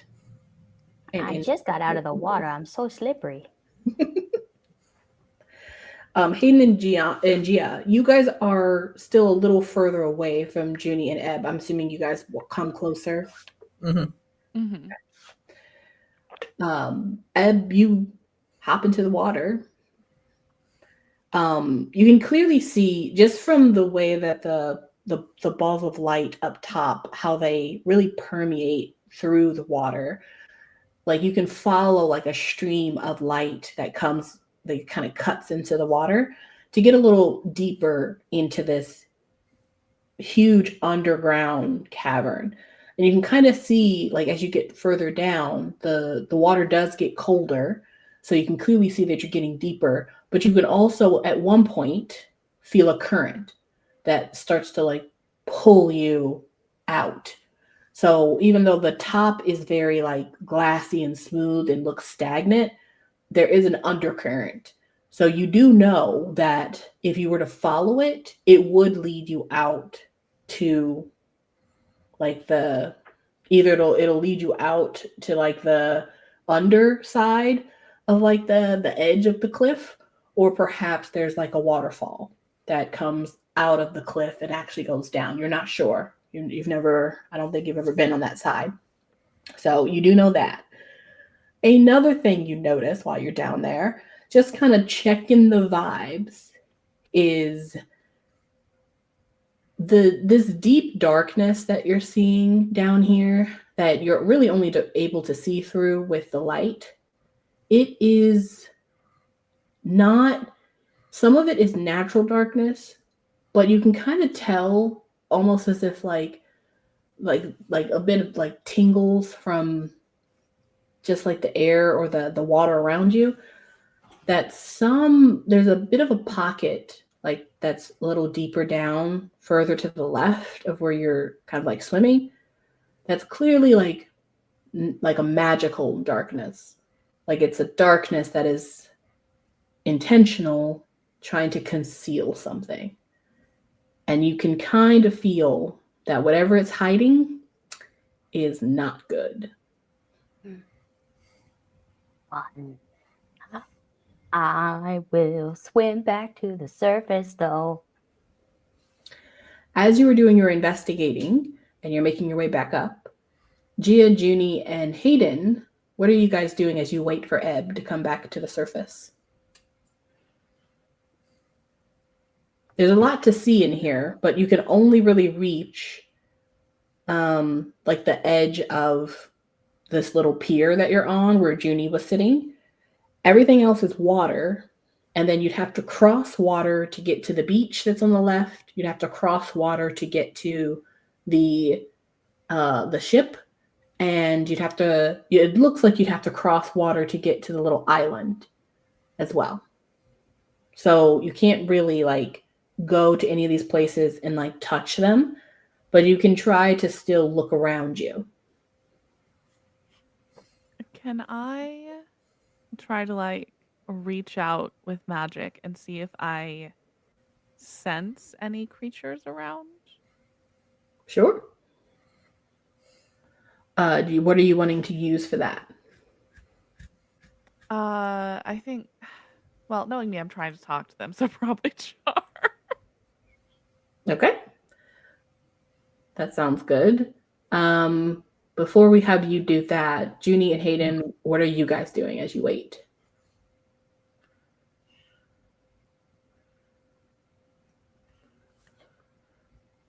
I think Juni is, as much as she would like to explore these other areas and see what the deal is, I think she is preoccupied with watching Ebb and is like readying in case she sees a shadow move underwater. Okay. Hayden? I think at least for him, because considering what he's seen with what Juni showed him and all of the other kind of more recent stories that seem to connect to it that he's heard recently, he's, at least for what he can see right now, trying to kind of connect pieces, see what fits together, what could possibly be setting off traps in other areas, things like that. Okay. So let's start with Hayden. That's going to be a brains roll, and you'll get something with a DC 8. Mm-hmm. So you just take half. You will get a good amount of stuff with a DC 12. And you'll get something you wouldn't have noticed with a DC 15. Okay. You can roll a 50 again, can't you?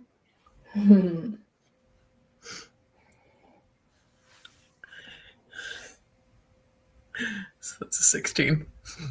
Oh. Nice. My D20 loves me. It will not roll like this for me in any other game. No other game do my dice do this. It wants the lore. What's the lore? There's so much good lore. The first and easy thing you notice is that the platform you guys are all standing on waiting for Ebb to come back up, it looks like it was a platform that kept going. So it looks like it should have attached to the island that's in front of you guys that you can't reach because there's water. So that's the first thing you notice. The second thing you notice, because you got over a 10 is, or 12, is that the moon above you, even though it's not held up by anything mechanical, it's clearly held up by magic, right? Mhm. So, and it was held there before you even turned on the lights. So there's inherent magic in this room. You just need to find like how to activate whatever it's supposed to do, just like you found with the switch. You just need to find whatever activates whatever's holding some of these items in stasis, to see what they do. And with a 16, you notice that even though the water is very, very still and you have a lot of different places all over the place, you do remember, based on all the information that you've learned in like your schooling, but also stuff you've learned about the camp, that 9 times out of 10, what they do here and what they have done here has to do with runes. Now, remembering what Grimm kind of taught you, they create runes based on what's already in the land, right? They're amplifying magic that's already there. So you kind of are looking around, and while there aren't any like runes that you can see anywhere, you're pretty sure that when you look at the dais on the other side of like the little water area that's on the island, you're pretty sure that that is most likely like the main mechanism that helps you activate whatever magic is going on in here. Okay. And I'll say that you can't see it from where you are, but you're pretty certain that you do recognize on the face of that plinth. So there's like a podium, and then there's like a dais on top of the podium. You can kind of recognize, even though it's kind of worn off, you feel like you would be able to, if you got over there, to read the really worn runes that are on the outside of this dais to kind of figure out how to activate the magic in this room. Okay. So that's Hayden. Juni, what are you doing? I think she's leaned over the platform, and even though there is the light from the orbs, I do think she has her wand. She has like her hand and her wand in the water, with that light coming from her wand, so that Ebb can find their way back. And she's just keeping the best eye that she can on where Ebb is at any time, just in case the same thing that she saw in the library happens again, and she's willing to jump into the water to save Ebb or help Ebb out if that happens. Okay. Gia, you are once again asking to connect to possibly some creature that may be here. So far, that's worked out pretty well for you. Twice now, or Yeah. 3 times, really. Lessons maybe not learned. So let's see how it works out this time. Go ahead and roll your charm. DC is going to be a 20. Uh-oh. And this is for the... it's not necessarily for the response, because you can speak to this. It's really for if you are coaxing this out, because you're trying to find it and speak to it. So I'll say right off the bat, as you try to like connect with whatever might be in this room, you still kind of connect with the termites that are in the other room, because they're not too far away. So you know that they're there, but you're not trying to reach out to them. And then you kind of reach out to something else. You can feel it. It's like you reach out to it and there's like a bit of a buffer. And so go ahead and roll your charm and tell me what your DC, or tell me what your roll is. I got an 11. And if I'm remembering correctly, if we add an adversity token to make it a 12, it would explode. Yes, because your thing's at 12. Yeah. Yep. So I'll do that. That's another 12. Or a Nice. 12. Or a Oh. 24. That's a 13. Wow. 6, 7. Plus 2 from charm for my stats, which is 23, 28, if I'm mathing. A 28. Give me a Kraken pet, please. You get eaten by a are you are able to break through that weird barrier. And at the same time, as you break through this barrier and say, what do you say when you try to communicate to this creature? I think I just say hello. As you say hello, Ebb, as you are swimming your way back up to the surface, that magical darkness begins to dissipate. Ah, shit. Sorry. Swim faster, swim faster, swim faster. Gia, you hear it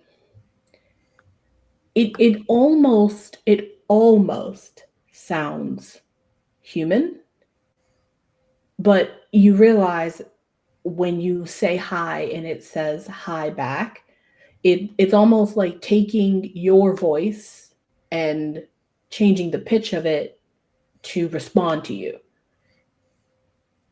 But you do hear a hi.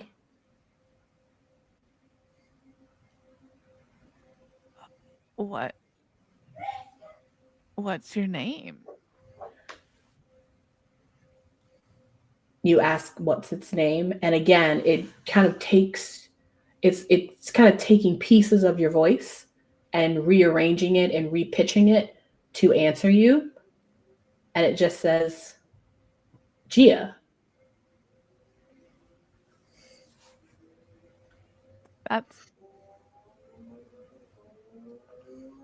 what are you? Again, it takes your voice and pieces of your voice, and it goes, I'm you.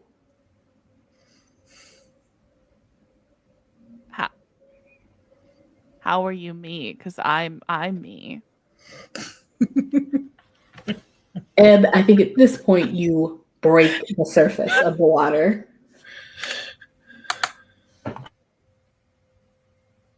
I will immediately get out of the water. Get out of the water. Juni's helping you out. For sure. So there's a way out down there that'll get us outside. But there's also a big dark thing that also has started to dissipate, and there's something in the big dark thing, and I don't know what it is, but it's definitely waking up. So I don't know what to do. Maybe we should go get the thing that's on the pedestal. I don't know. As Ebb is saying this to you, Gia, in your head, you are hearing an amalgamation of your voice and her voice. Again, the words rearranged and the pitch change. As she's literally at the moment she says, it's waking up, the voice in your head goes, it's woke. Oh, hell no. Hashtag woke monster. It's just not that bad. I'm just saying. Let me rephrase. It's awaken, so we don't get any confusion about the terminology. Adults are very It's woke. but it's also woke. The sweet woke monster. The monster's an ally. Ally. Ally.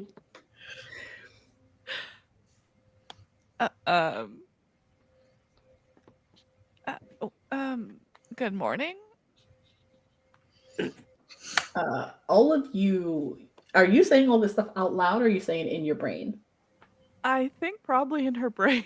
I think she's just kind of like standing there, kind of like stock still with like her head tilted to the side, like she looks confused, just staring at the water a little bit. Okay. As you're having this internal conversation and Ebb has broken through, she's out the water, she's explaining this to everybody.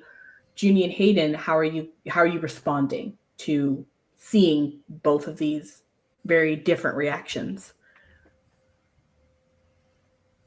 This isn't good. This isn't good. Dude starts like pacing. She's like, what do I do? What do I do? What do I do? What do I do? I think I have no idea what to do here. I think Juni does at least grab all of her friends and push them away from the edge of the water. Okay. God, I have no idea what to do here. I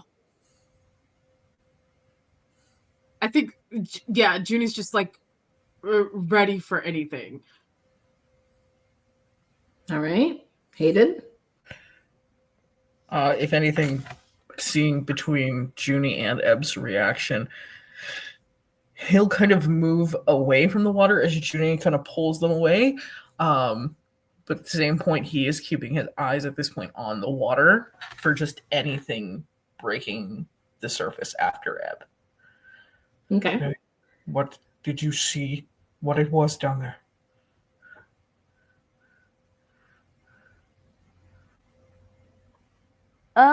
No. Just kind of felt a big, dark, ooky booky, spooky black blob, and it did not feel good. You know how, like, when you're swimming in the ocean and you're like, that feels like a shark over there about 100 yards. I'm gonna go this other way. It felt like that.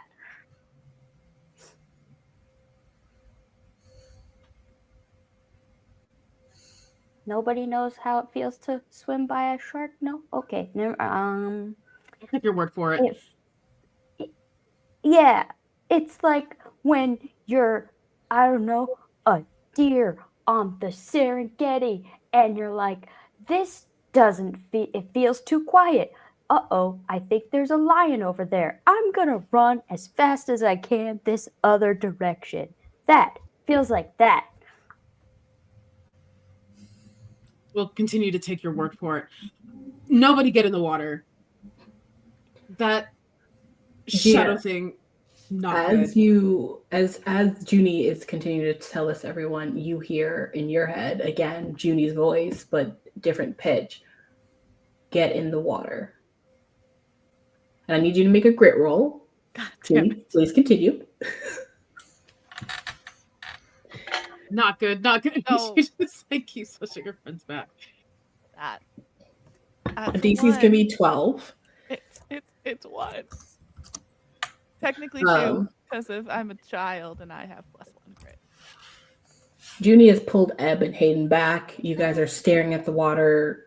Juni is now kind of frantically trying to like let y'all know how dangerous the water is. And as you guys get further and further away from the water, I think for a split second you all notice that Gia has not moved. She's just been standing there for a while. And then before any of you can really react, she steps forward and sinks into the water. I jump after her. Same. I'm jumping straight in. Everyone in the water. Juni, Gia, you're literally just sinking. You're not really even swimming. Really, you've jumped into the water and you are now letting yourself sink. Juni, you are swimming as fast as you can. Hayden, you've jumped after, you said, as well? Yep. Okay, you're also swimming. Ebb, you've jumped in? Yep. All right, everyone's in. I'm gonna probably say Ebb is probably fastest since she has a whole body for swimming. So I'll say that Ebb, you're able to quickly get to Gia, but you are much smaller. So even when you get to her, you're probably not gonna be able to like pull her back up, but you get to her first. Judy and Hayden, you two can make flight rolls to see like how fast you get close to her. She's sinking pretty fast because she's not like doing anything. It's a little odd because she shouldn't be sinking this quickly, but for some reason she is. So, Ebb, you're already with Gia, and then Juni and Hayden, go ahead and give me flight rolls. DC is going to be 10 to see how fast you can catch up. Also, for the record, that was just a 1 because the +1 to grade comes from my broom. Perfect. Damn it! Can I use magic about it? Mm-hmm. I'm going to use magic to create my own current to propel myself forward. All right. Okay. We'll lower the DC to, what did I say the DC was? 12. We'll lower it to 10. 10. Oh, we'll lower it to 8. Awesome. That's 8, exactly. Nice. Hayden? So thankfully mine exploded, and then on that second roll, it's a 19 plus 1 for my age. So that's a dirty 20. Wow. You guys he's using his height. It's kind of that thing where like you see like taller folks when they dive in the water. It's that kind of missile propelling kind of movement. Yeah, exactly. Yeah, you all surprisingly are able to keep up with Ebb, who is she's been able to get in front of you guys, but you actually are able to keep up with her as you all get to Gia. Gia is still sinking, and that means you're all still swimming further and further down. So, but I will say that even just from your roles, both Juni, Hayden, and Ebb, you are all three of you are able to catch up to Gia very quickly.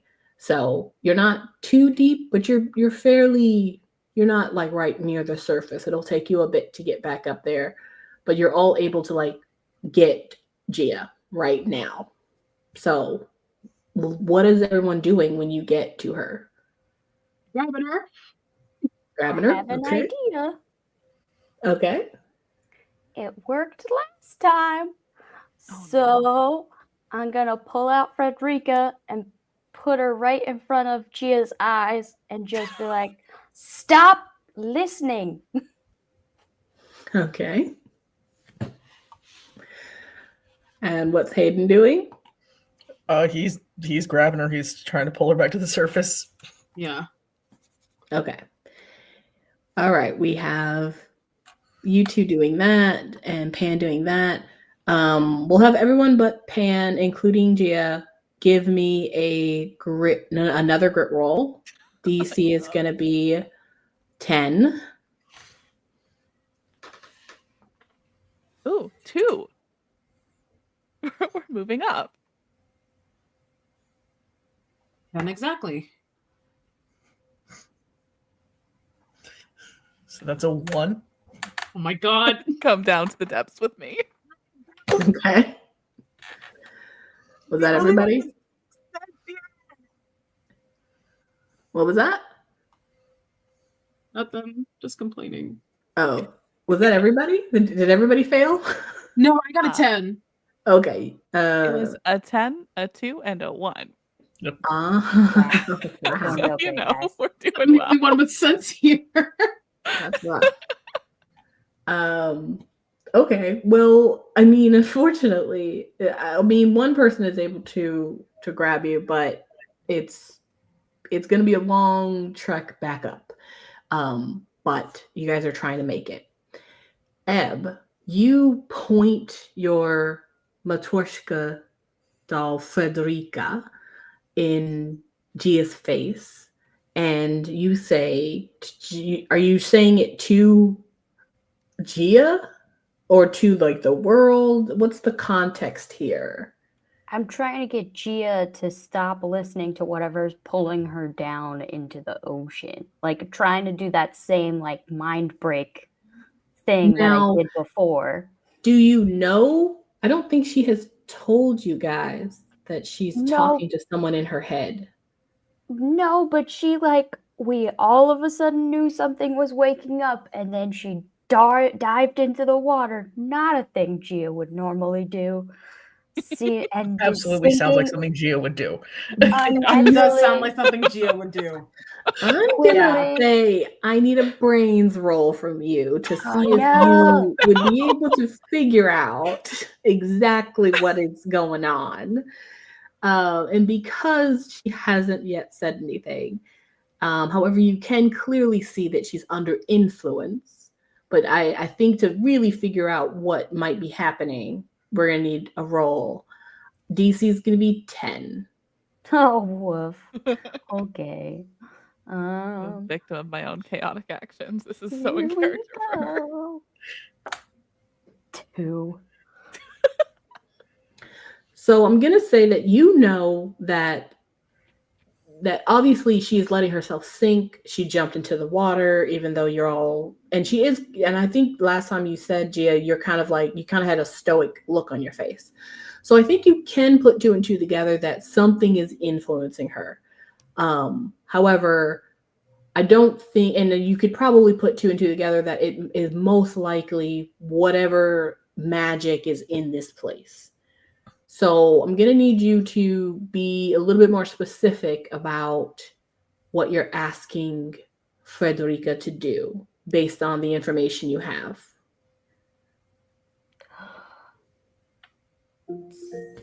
Stop.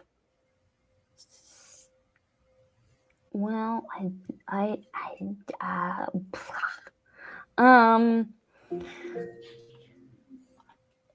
stop the sinking, stop the attraction, stop the awakening. Okay. Did she say awakening out loud? I thought she said it out loud. So you know that something is waking up. Right. You don't know what, though.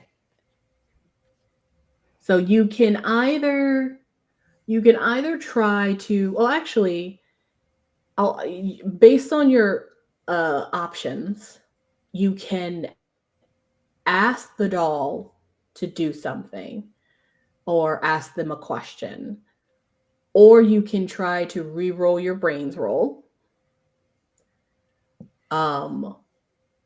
or you can try to figure out like what might be useful to ask for in this moment.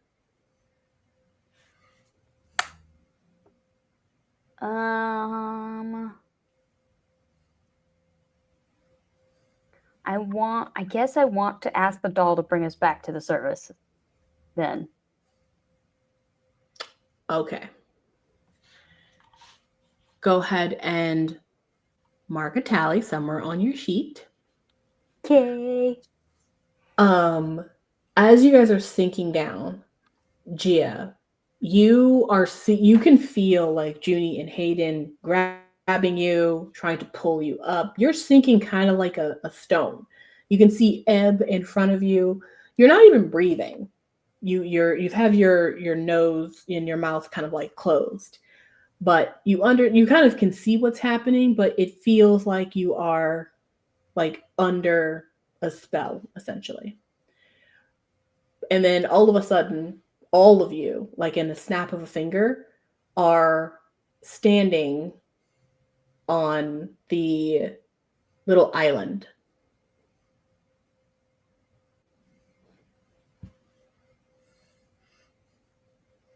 Well, that worked faster than I thought.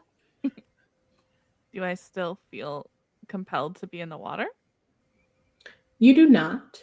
However, the channel you've opened is still open.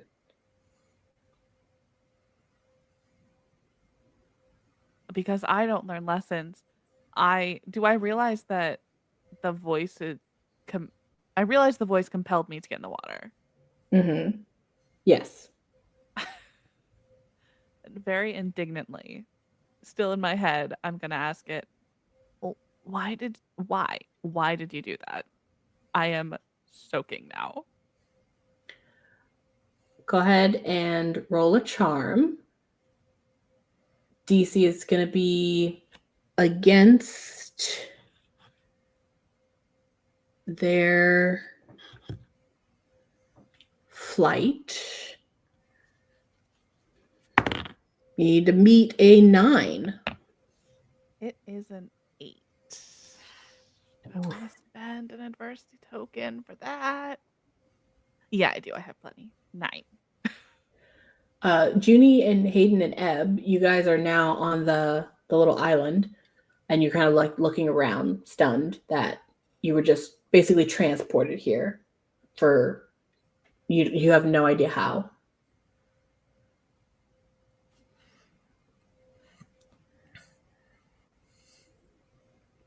What just happened? We got away from the shark. That's probably all you need to know.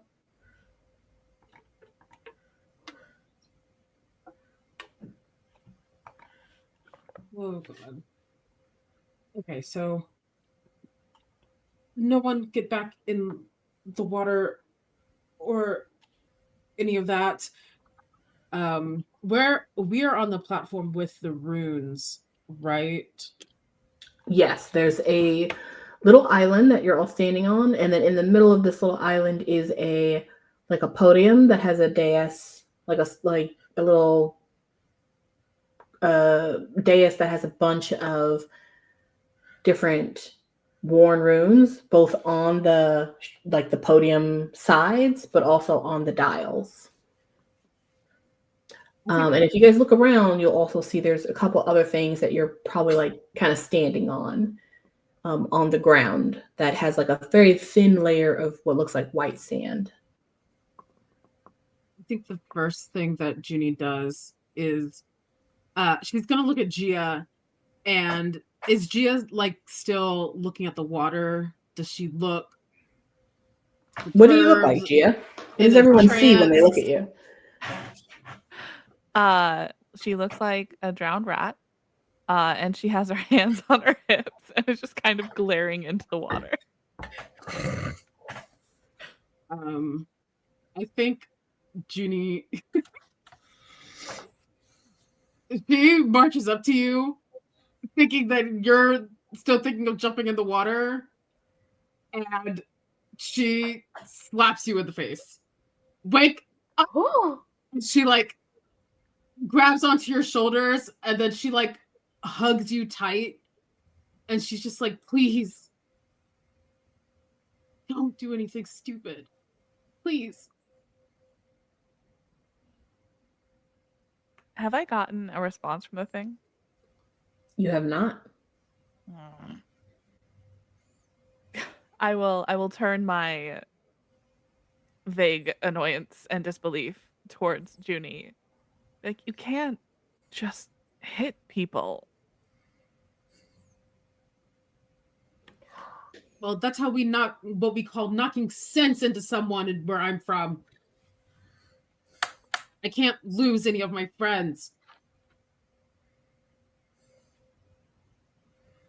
I mean, we kind of lost a few already. Not helping. Well, I mean physically lost, they're lost. They're somewhere. Speaking of which, does anybody know how to sense souls? Because this seems like a good place to hide a bunch. Do you think? We have to figure out what's going on here. I mean, I was trying. Hayden, you kind of shift a little bit as you're all just kind of standing there on this island, and you hear a crunch under your boot.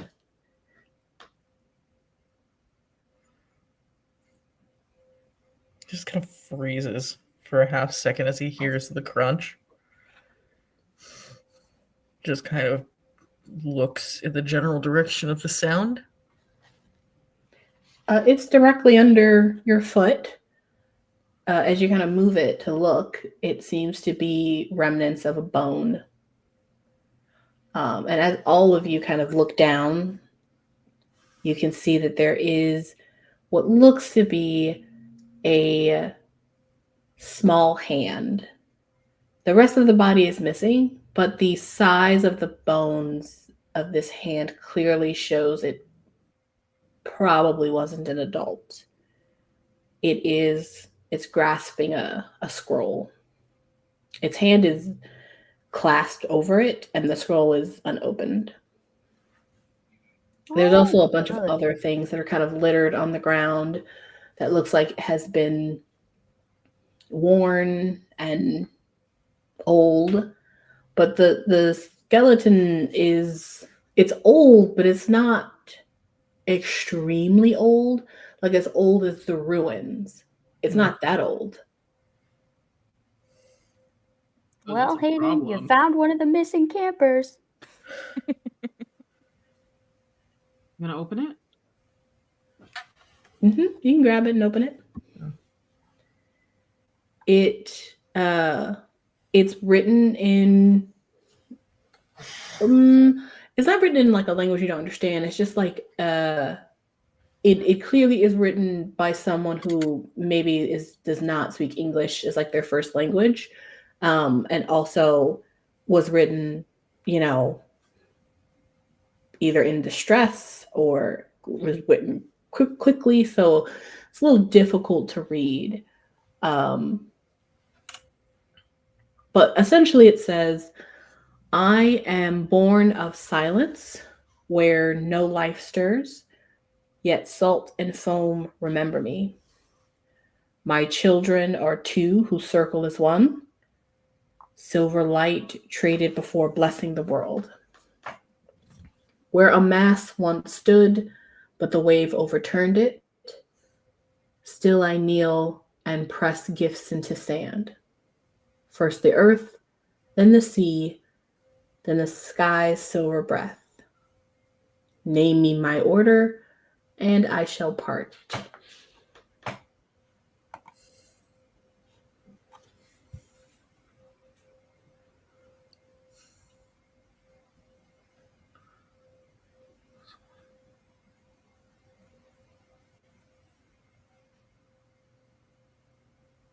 It's a riddle. I think it is.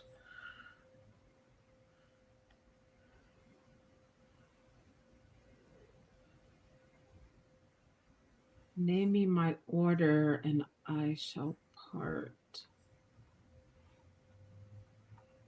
Water? First the earth, then the sea, then the sky, silver breath.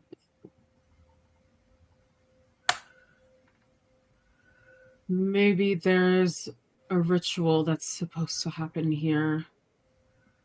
Silver sand over there. The moon might be the silver breath. The mast is broken.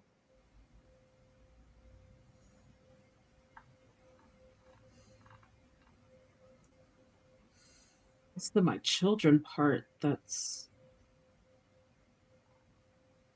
The circle a as mystery. one. Is it the suns? If you would like, I will say all of you can make a brain roll, because I believe you all, or maybe it was just not Ebb, but if you know what Cleo gave Hayden, you can make a brains roll. Yeah. Yes. And you can also make a brains roll if you didn't get that, but your DC will be higher. So I think I I was the only one who didn't. DC will be 8 for everybody who read the letter I didn't read it. I remember it being read and ignoring most of it. I got it. And I read it that night that I shared everything with Hayden, I think. Yeah. Right? Okay, so I got a 12. That is a 5. I am still glaring at the water. I'm sorry, I got a 13. Okay. I got a 2. Hey. Okay. And that's an 18. Jesus. Well, of course. Yeah. Gia, I think you're still trying to get an answer. Like try to Yes. figure out what's going on. I think you're hoping that your connection can make this beast behave. However, even though you don't get that like wall, every time you reach out, you can clearly see that this creature hears you.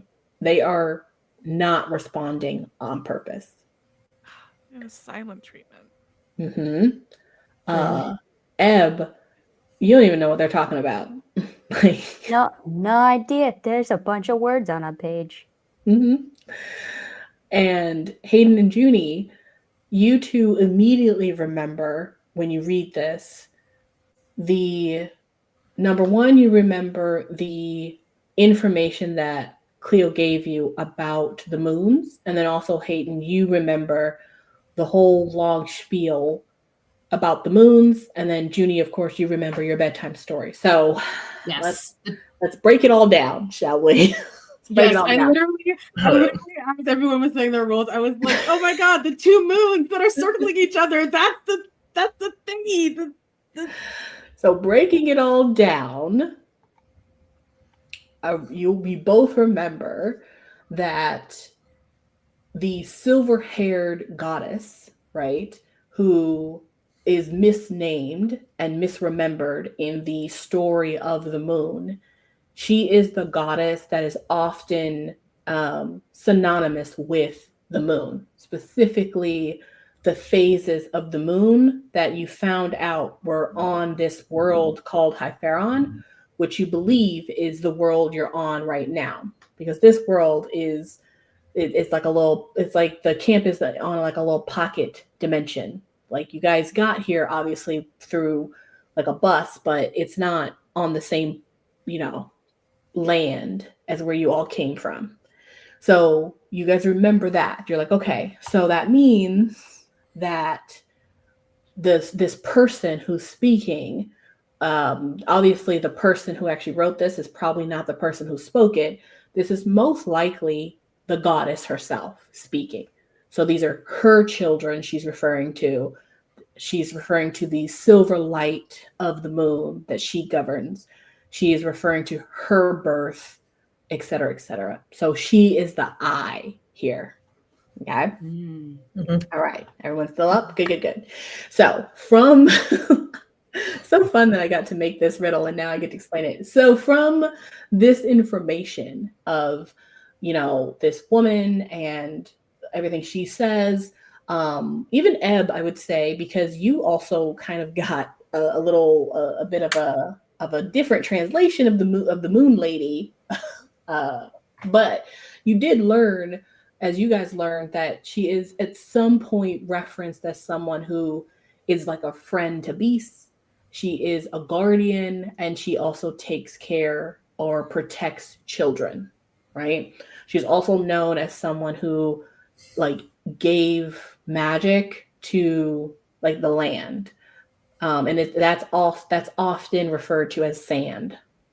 So that kind of explains why there's kind of sand everywhere. So you guys kind of get all of that from just remembering, this legend and about this goddess, and all of it's coming together, right? So now you kind of understand maybe the voice and what some of the things mean. Juni, you remember that in your bedtime story, how you learned that the goddess Solera, who is not the right named goddess, how you kind of know more about how she came to the world, not was born, but she came to the world, is this legend, is this myth that your mother has been telling you since you were a child, right? Mm-hmm. So it talks of there being 2 moons. It talks of water. It talks of the moon and water. So you know that those 2 things are extremely important. They're seen as very powerful, and they're seen as ways to help with a magical ritual. Okay, so now we have that part, and we have that part. And then the last piece of the information puzzle is when you learned about the phases of the moon that are in this world. So there's the orange moon, which rises and falls in the first 150 days. And then you know that there are 2 other moons, one of them being a silver moon, based on the information you guys know from the fable or the myth your mother used to tell you. And you know there's a blue moon based on the myth that your mother used to tell you. So now you know there are 3 moons: orange, blue, and silver. And so I will say that because, Hayden, you got such a high DC, while you might not know if children actually means, like children, like demigods or children of gods, seeing as you know this is a child, you can, or you know that this is a goddess that's speaking, you can assume that what she's asking you to do is essentially figure out the order of the moons. So the orange moon, the blue moon, the silver moon, and then there's a missing moon. Now, you're not going to be able to get all of that. You both can kind of see this. You're not going to be able to get all of that or learn about that just from this. You can kind of tell that this is a clue or a hint, but you need something else. And given that this is at the foot of this dais, Hayden, you can assume that the information that will help you kind of better understand how to use this hint is going to be investigating the dais. Yeah, how long have they been reading that? I think only for like a couple of seconds. I don't think it was that long. I think you and Juni, you guys read it, and then you kind of do that thing where you go back and forth having a full conversation that like the other 2 don't really understand how you're even coming to conclusions. Cool. I think we both like just give each other a look and just like get it. And we just like nod, and Juni's like, okay, we can figure this out. And she starts like clearing like any dust off of the dais, but she's also carefully moving the bones, and anything that looks personal she's treating with respect as she tries to clear off the dais so she can see what's happening, what's here. Excellent. You see, you just kind of see the dais, and you see that it has these symbols, but you don't know what the symbols are. And it seems to have like some writing that might be explaining what the runes do. So you see all of that. You see a bunch of information. But I think in this case, it's really going to depend on how strong your rune knowledge is and your role. Well, my rune knowledge is not strong, but maybe the dice will give me secrets. Okay. Can I ask? Hayden, what are you doing?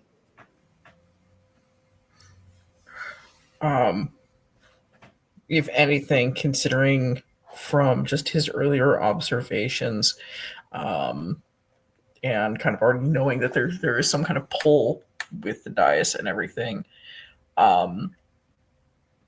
he is basically kind of going over to where the runes are, kind of trying to just on initial thing, seeing what he can decipher and kind of start to figure out. Okay. Well, I'm gonna say both of you are kind of working together to try to decipher what this means, along with the little riddle. Ebb and Juni, as you guys see them get to work, what are you two doing? Can I just ask, is the dais like, it's a pedestal, but does it have like dials to turn, or like is it No, just it basically it's kind of like a flat disc that Okay. is clearly made of like some sort of metal, and then it has like symbols on it. and it's sitting on the pedestal, or it's Mhm. like attached to the pedestal? Like It is attached to the pedestal on the top. It basically looks like a huge sundial that'd be in like your garden. but there's nothing to move on it? So you could look at it and see if there is stuff to move. Hmm.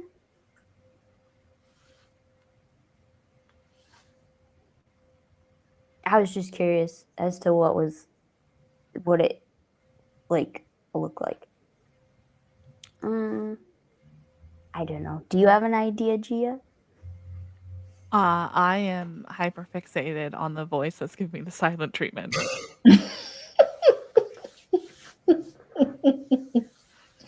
Perfect. Yeah. Okay. I have a large family. I'm familiar with the silent treatment, and I know that the best way to deal with it as the little sister is to be more annoying. I'll say Ebb and Gia, if you like, give me brains rolls just for like for your own understanding of what's happening. Just looking around the room, looking at Hayden and Juni doing their thing, looking at the dais, looking at the riddle. DCs can be 8. 9. Oh, I exploded. Ooh. It's the first time ever. Yeah. Oh, I exploded again. Nice. Yes. So that's a 9. The best roll she's ever done with brains. Literally ever. Gia, are you rolling? Yeah, I got a 9. You got a 9. I think as Hayden and Juniper and Juni really like focus on the dais, really trying to investigate that and crack that along with the riddle, you two just kind of like look at everything, right? You're kind of looking a little further out. And the same thing that kind of happened when you came into this room, particularly like Gia, when you guys came in and you saw that there was something to move on the side of the room, and that activated a magical like system that turned on the lights.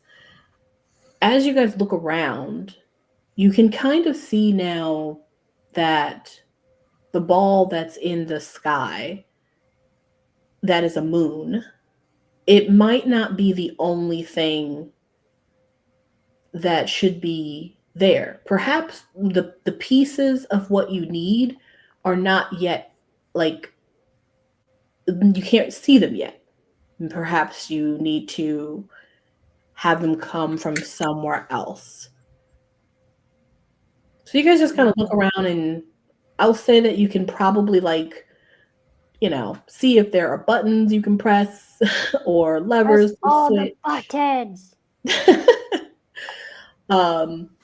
I will say that because who got the Ebb actually got a pretty good roll. I'll say that you, Ebb, across the water where the sand is and the boat is, you can kind of see that there might be something over there that might be useful. But you're the only person that could probably get there fast enough.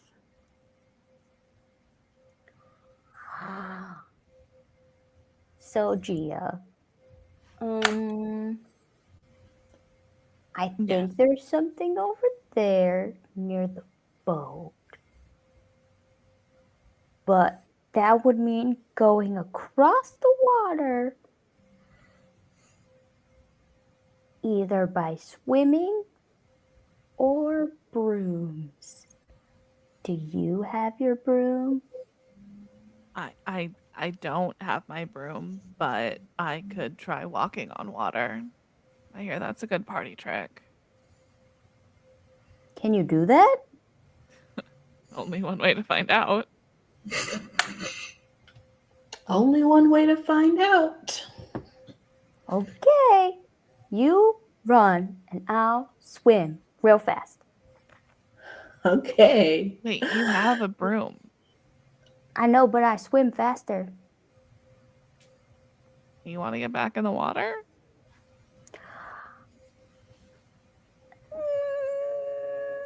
No, but also yes. Oh, that is so relatable. It's going to be flight rolls for both of you. Ebb, if you're swimming, DC is going to be a 4. Gia, you're flying your broom. I do not have a broom, so I would like to do magic about it and see if I can walk on water. Okay. She is going to become Jesus. That's my goal. Jesus. Okay. In that case, DC for you is going to be 8. So 4 and 8. It is technically possible. Fuck. Oh, I can just take half. I'm gonna just take half, All right. That's a 3. which is a 6. Okay. God, Hayden yeah. and Judy, It's a dream.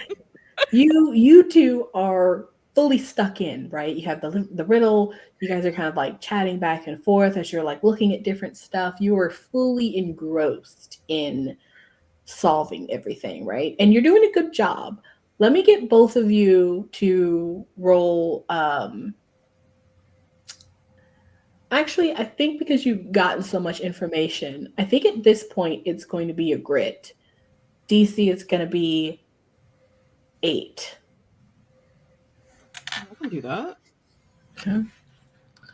Come on, dice, stop failing me now.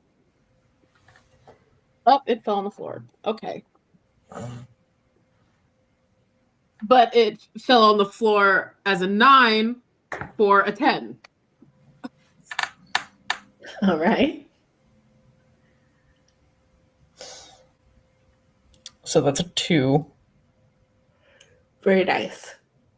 Hayden, as you and Juni are both like fully stuck in, you pop your head up from your deep work to the sound of a splash as Ebb jumps into the water.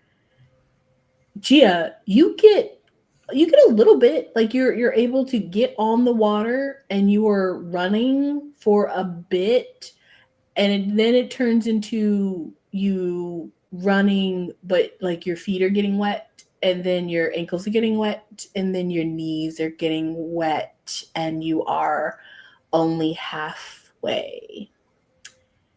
Hayden, you are fully distracted by what's going on there, seeing as how you didn't even know what they were doing. Juni, however, you're still fully stuck in, doing all of the stuff that you need to do to figure out how to solve and understand the runes and things that are going on with the dais. Ebb, I'll say in a moment, you're able to get on the other side and pop up, and you're already at the little beach. Gia, you are not gonna make it. Oh no. All right, R.I.P. Gia. It's What's not going yet. everybody doing at this moment? Sinking. Can I throw her my broom Sure. or magic my broom over to her? One of the two. Okay. I'll just say, Gia, you're able to catch it. Oh, good. I didn't have to roll to lose Ebb's broom. Mhm. I'll say you're like Ebb's broom lets you get on it, and it hovers there. So now you're out of the water. Yeah. Hayden, what are you doing? So it's either going to go really well or it's going to backfire horribly. Excellent. Best decision. Yeah. I think initially hearing the splash as he kind of, for a brief moment, snaps out of just kind of that work brain mode, sees initially Ebb and then sees Gia just sinking. He kind of looks over at Judy's like, I will be right back. Not even sure if she hears him. He straight up goes kind of booking it in that direction, sees Ebb toss Gia the broom, and at that point kind of tries to kind of skid to stop before falling in. Okay. Sounds like a grit roll to me. We know how well those have been going. DC is going to be, I mean, it's a really short platform, but we'll say DC's a 5.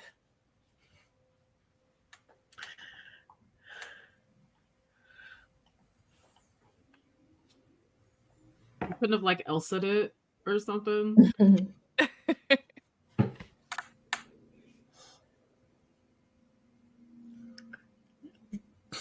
So that's a 3. Oh no.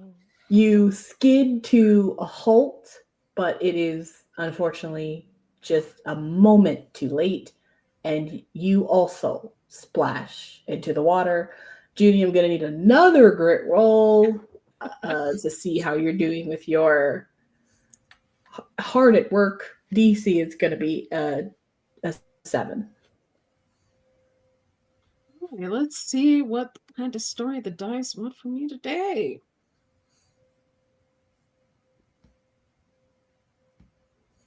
Got a 7.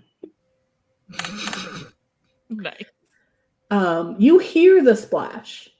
I would even say you kind of like look over and you're like, okay, lots happening over there, but you're so close. You have been able to so far understand that there is a saying on here, and you have figured out, based on a lot of the information you have learned over your years, particularly from your mother, you've been able to pick out terms like goddess, Hypheron. Both you can see moons and suns. Like you're so close. You even have figured out the word light. You just need like just 2 more seconds. Uh-huh. So you stay grounded. Uh-huh. Hayden, you are underwater because when you plopped in there, you sunk a little bit, but you're about to swim up to the surface. Yep. Underwater, you see a rather large shadow move, and it is moving quick. It is not near you. It's quite far away from you, actually. It's actually probably about half between you and the beach where Ebb is. Mhm.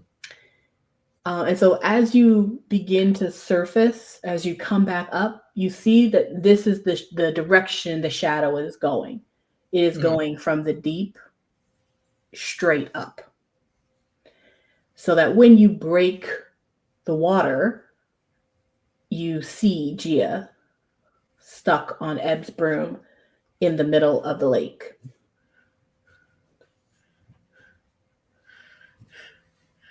It is. He kind of just like surfaces, breaks the water, kind of just scrambles back on to the surface. Just kind of looks at you, is like, you know how to fly. Move forward. Something's coming up.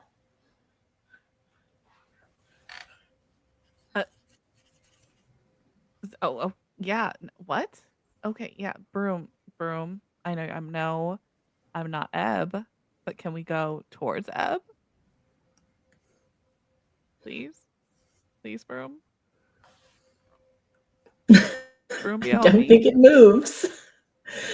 Ebb, are you wanting to do something here? I will whistle for it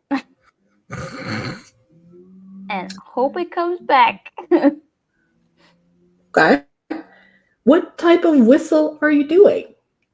I'm gonna do my really cool whistle man whistle because it's pretty. Gia, you are stuck on this broom and that is not moving. It is just hovering just right above the water. It's not far up above the water. It is still close enough to where if you fell, you would just plop back in. And you're trying to like get it to move, and it's just kind of sitting there waiting, right? Ebb, you whistle. You're very well known whistle at this point. The whistle you have done many nights now. That has become synonymous with calling the creature that lives in the forest, the Goliath. And your broom clearly hears you as it's its call.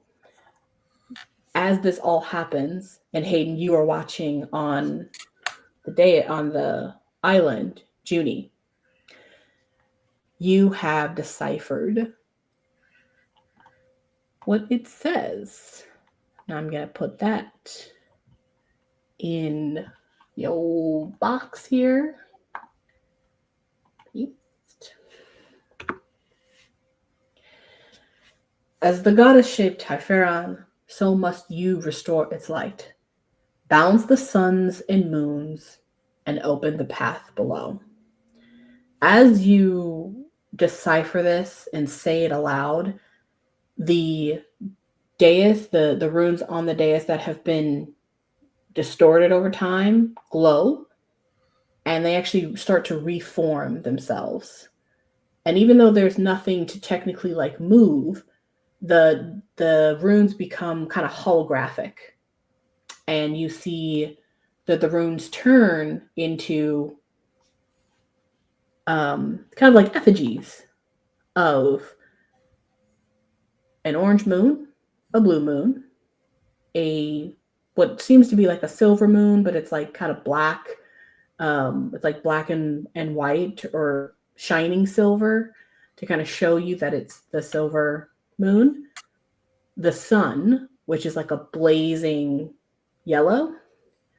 And then it shows you something that looks like it's a half moon or a crescent moon, actually. It looks like it's a crescent moon that's silver. So it shows you these effigies that are now holographic, that are moving like above the dais. And just as that happens, you also see above you the huge moon sculpture begins to slowly rotate on its own.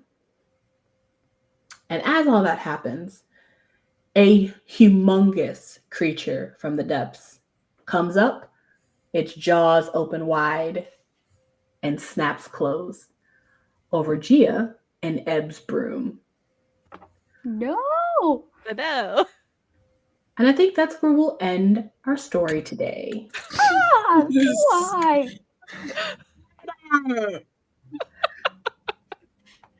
She is dead. Oh, poor Gia. We'll miss her. As always, a pleasure playing with our players. Thank you for watching if you're watching this right now or later. And we will see you for episode 10, the halfway mark of this campaign. Wait! I know. I can't wait to see what character I roll up next. You just go into Melissa's body. You have to play Melissa now. Oh, no! No, can I be Cinder instead? Juni has cracked the code. Hayden is watching helplessly from the sides as Gia gets swallowed alive. Ebb is very close to the edge of this little sand beach as she also watches Ebb and her broom get consumed by this creature.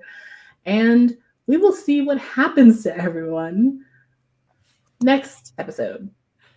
So, thank you all for watching, and we'll see you next time. Bye. Bye.